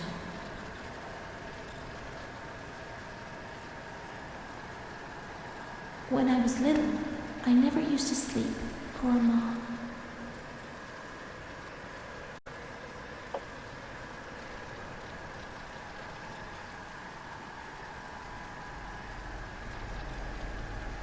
Mr. Onofrio is so nice. I'm bad because I'm not kind.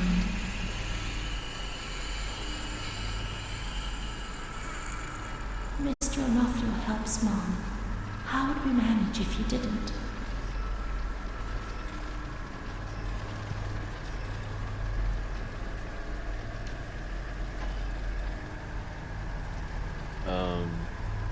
Okay. So we have 9 more to go?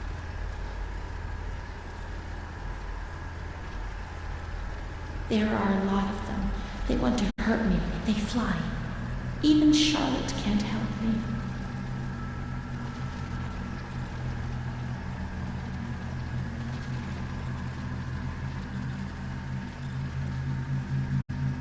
Mom works so hard because I have to eat, or I won't grow.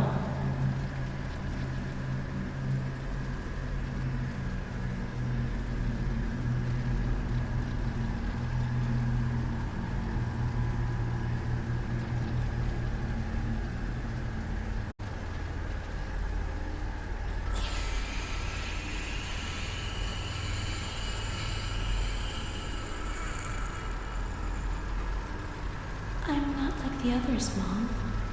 Why not?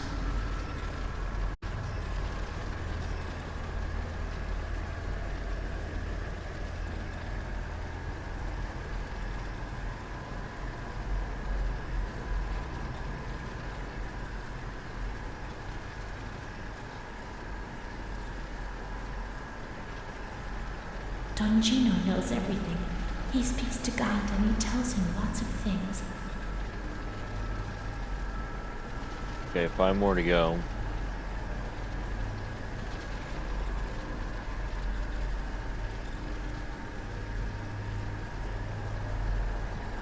A cat goes into my mouth and eats me from inside. At least you can't see what's happening.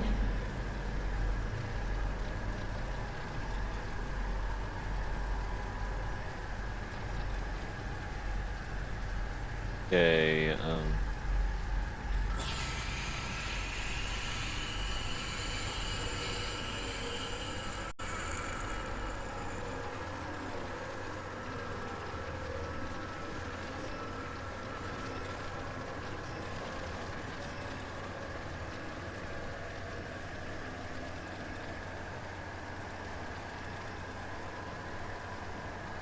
where do I go?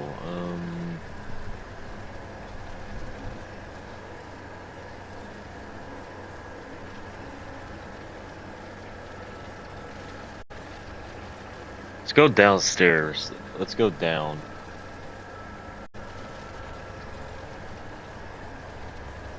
Okay, I've been there, I guess. So what about...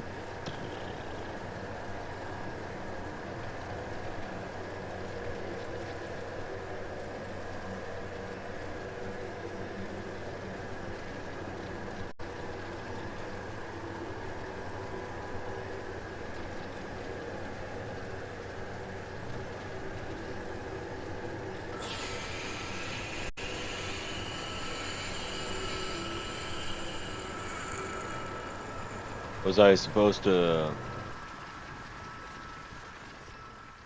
What's happened? I supposed to wait? Though I What supposed is to... this place? Maybe I'm dead. I can't see any light. Maybe I am dead. I can't get up. What's going on? What's happening to me? There's no one here, but these noises. God, my head is killing me. I can't keep my eyes open.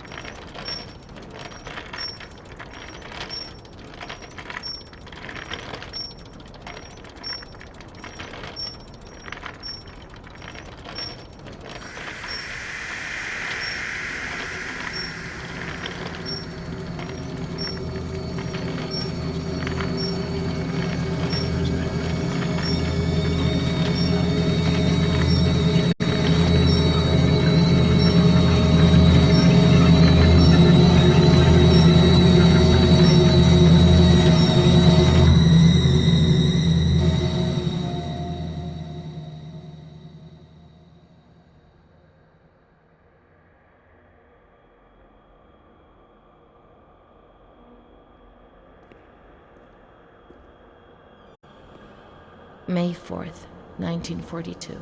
The patient had previously expressed suicidal feelings, but never acted on them.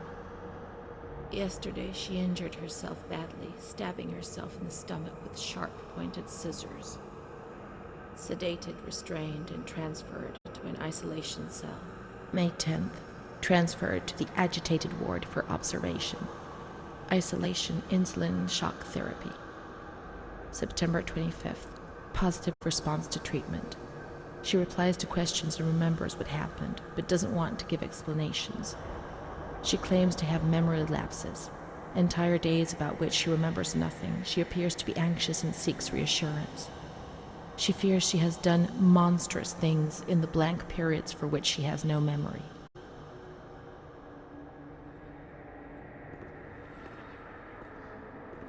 Okay.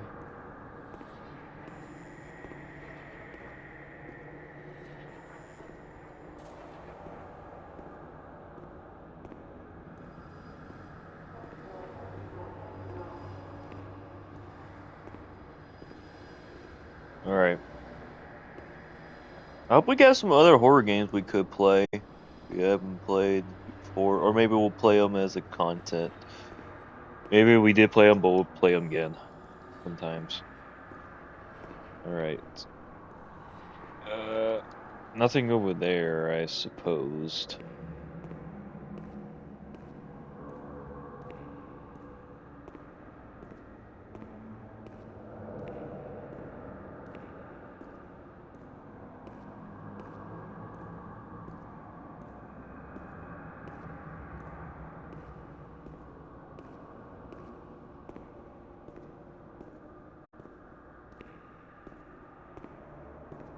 November 11th, 1942. The patient speaks very little, refuses food, force-fed with a nasal cannula. February 2nd, 1943. The lack of kerosene for heating and the food shortage is claiming many victims in the institution. War spares nobody, not even these alienated creatures. Despite her young age, this patient has fallen ill owing to the cold and malnutrition.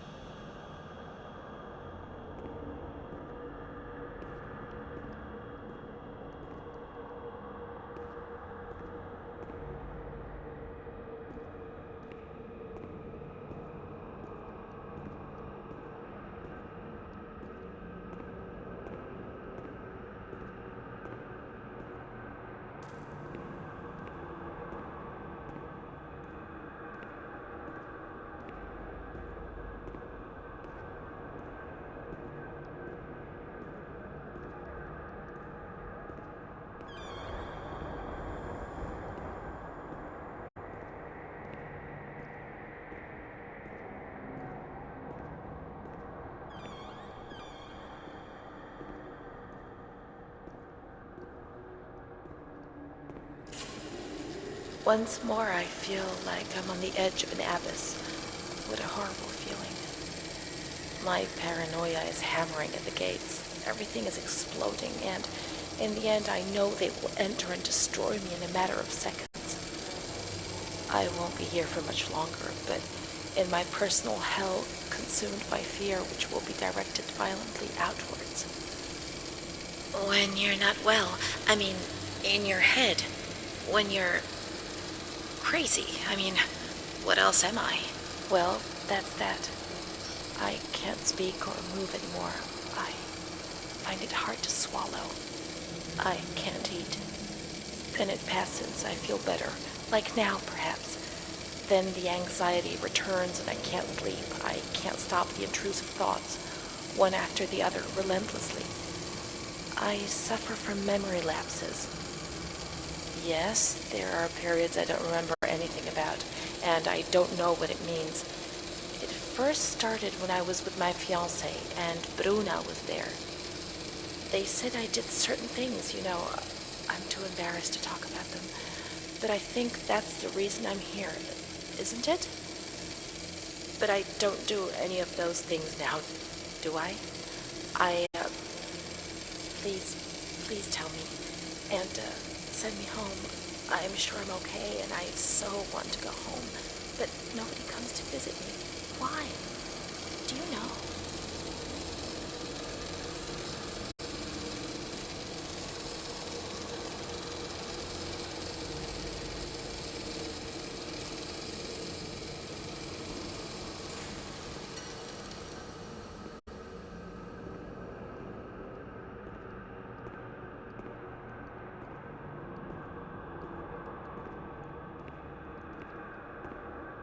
So I can't use another one, I guess.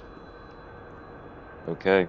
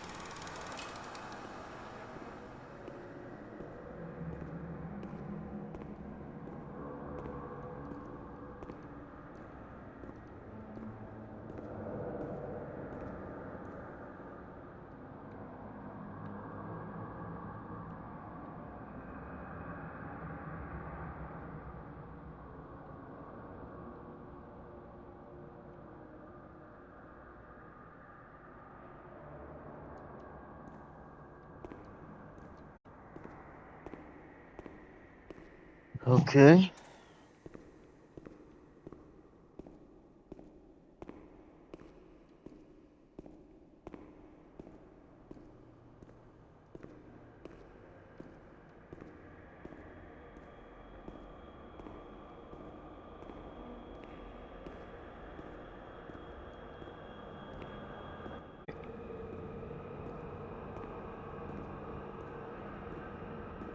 There he is. There's a paper I was missing. I almost forgot. August 28th, 1942. Okay, good. We hereby notify you of the death of Ada T, mother of Renee T, a patient in your institution. Unknown relative. Sincerely yours, Onofrio P.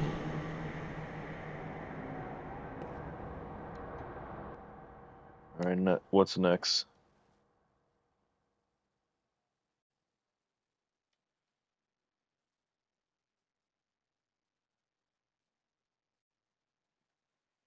I have no one left in the world. Nobody at all. Solitude is very strange.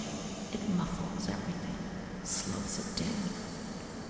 It's an endless scream that makes no sound. A silent scream. I can't stop looking at myself. I will never leave this place. There is nobody up there for me. These walls have become my skin, and the wretched desperation within them is my soul without a voice. Here, nobody weeps anymore. I would love to feel life, desperation, anger. I've stopped dreaming, daydreaming, maybe even thinking. I've lived in a reality which has corroded me and has stripped me of everything. Even my ability to feel pain. Before I do that, I gotta go use the restroom. I'll be right back.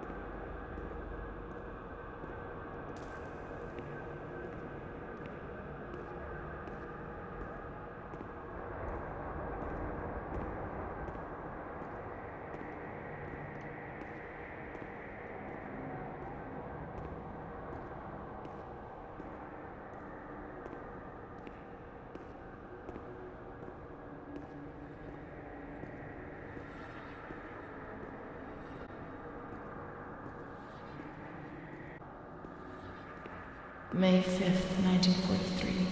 Renee's state of health is good. She is eating and speaking. Her spatial and temporal orientation is good. Therapy suspended. December 3rd. She calmly asks if she can leave the hospital. Evaluate patient for 6 months. May 2nd, 1944. Discharge denied despite favorable psychiatric opinion. The patient has no home or means of support.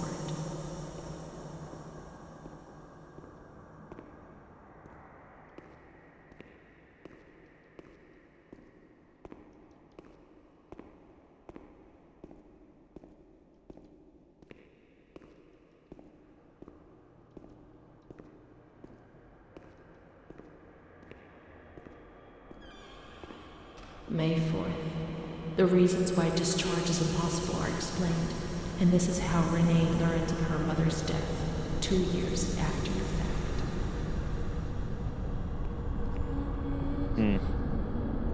May 5th. She tried to kill herself in the night by hanging herself with a sheet, saved by the nurses.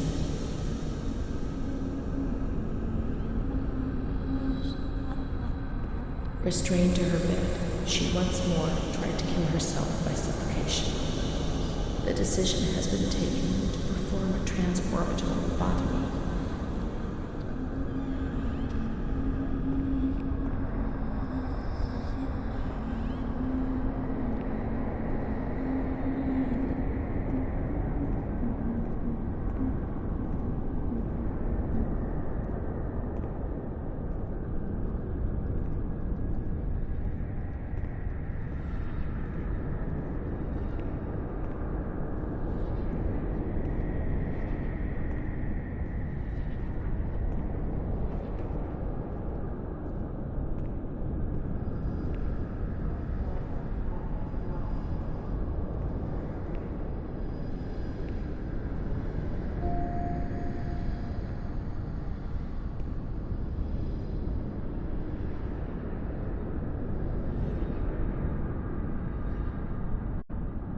The use of lobotomy spreads rapidly in Italy compared to other European countries and America.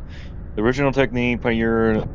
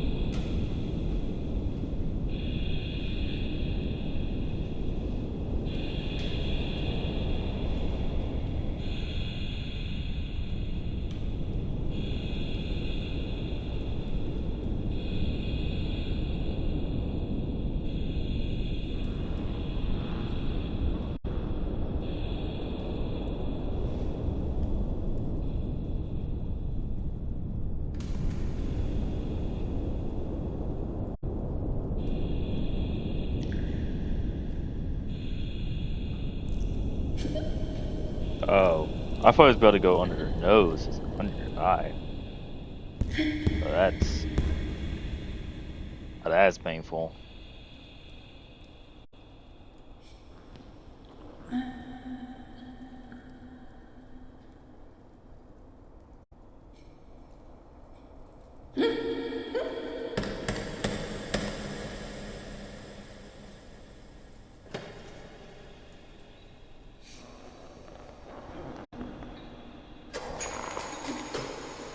Oh my gosh.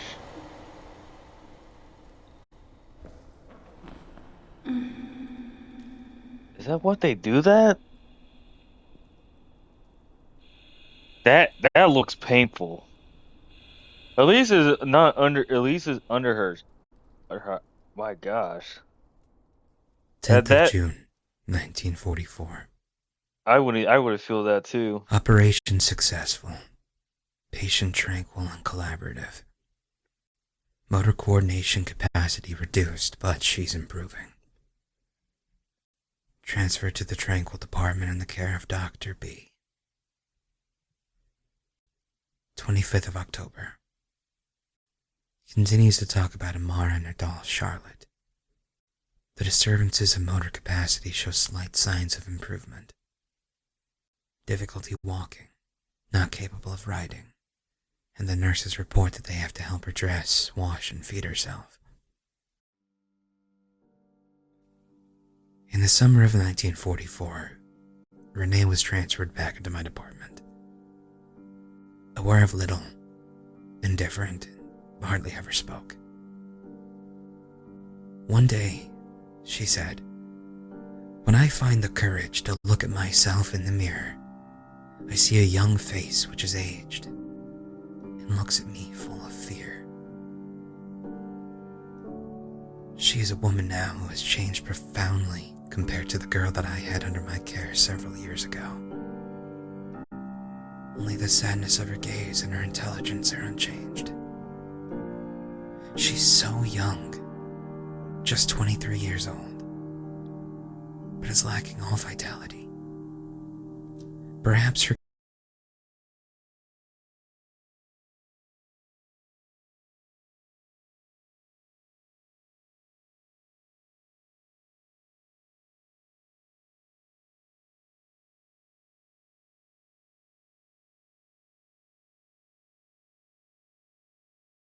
Alright, this is copyright.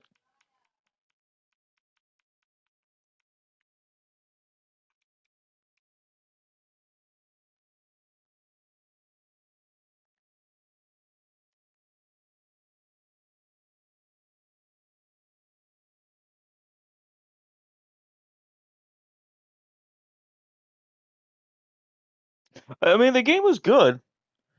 I was kind of confused until I figured it out. But that one. I would have felt that the lobotomy, or what do you call that thing? I thought it goes under. I thought it goes in the nose. No, it goes to the eye. It goes top of the eyes, which is like, oh gosh, that kind of, nah, I kind of little cringe for that. I'll just say, I got a little cringe. That was painful because I would have felt that pain. I would have just freaking, I would have freaking just scream, but less painful, I guess.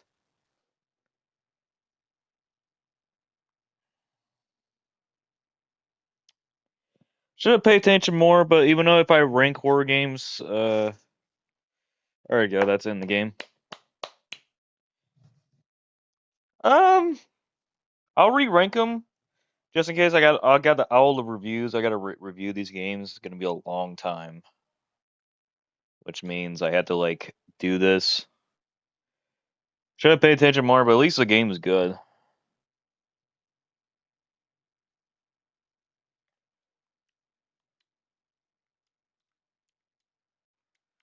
Um, let's we play. I mean,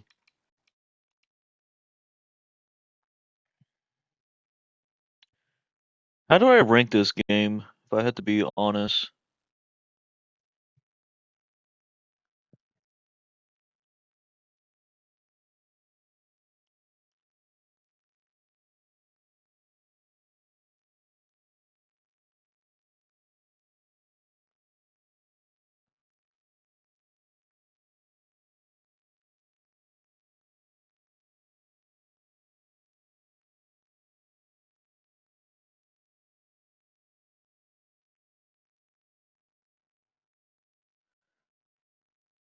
Unless we play a horror, at least we play a zombie game we could do for tomorrow. I don't know. We'll see. I'm not sure. It's gonna take me like 11 hours to beat this game.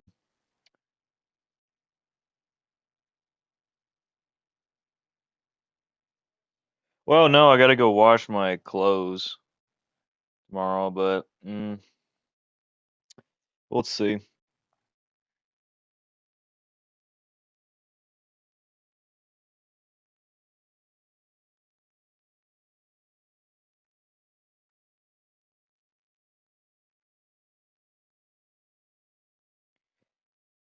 Unless we play one more, unless we played one more horror game, and we'll just wrap this up we'll just wrap this up. We'll just wrap up part two. But I might not do it today, but maybe like Monday. No, yeah, Monday could be a good idea.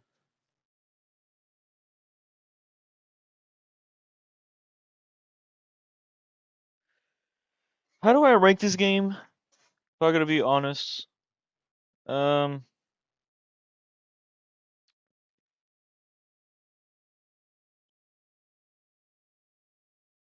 we got like 5 more horror games today.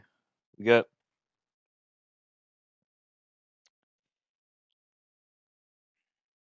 Mm, um,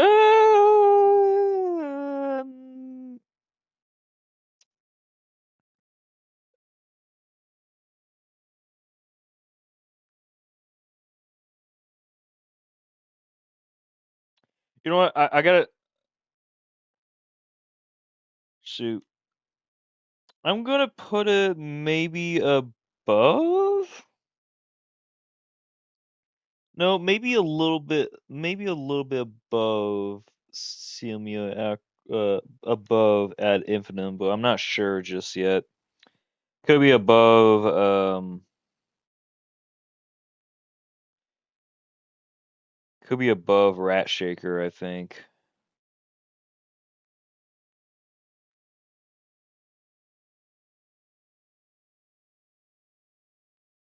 Above, Rat Shaker and below Alyssa Director's Cut. I don't know.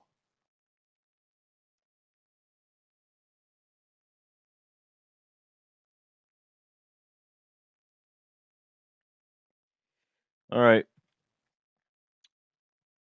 All right, we're gonna wrap this up today.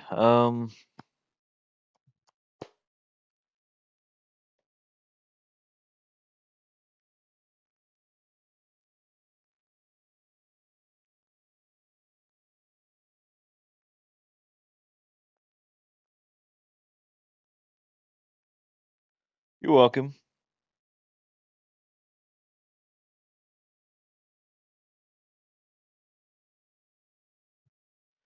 Uh, Zombie could be the one we could play.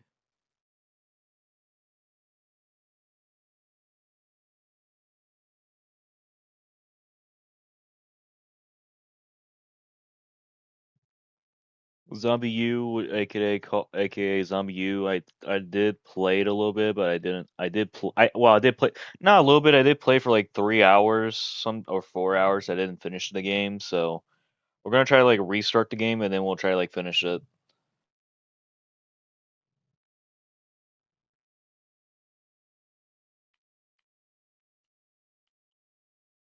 All right, guys.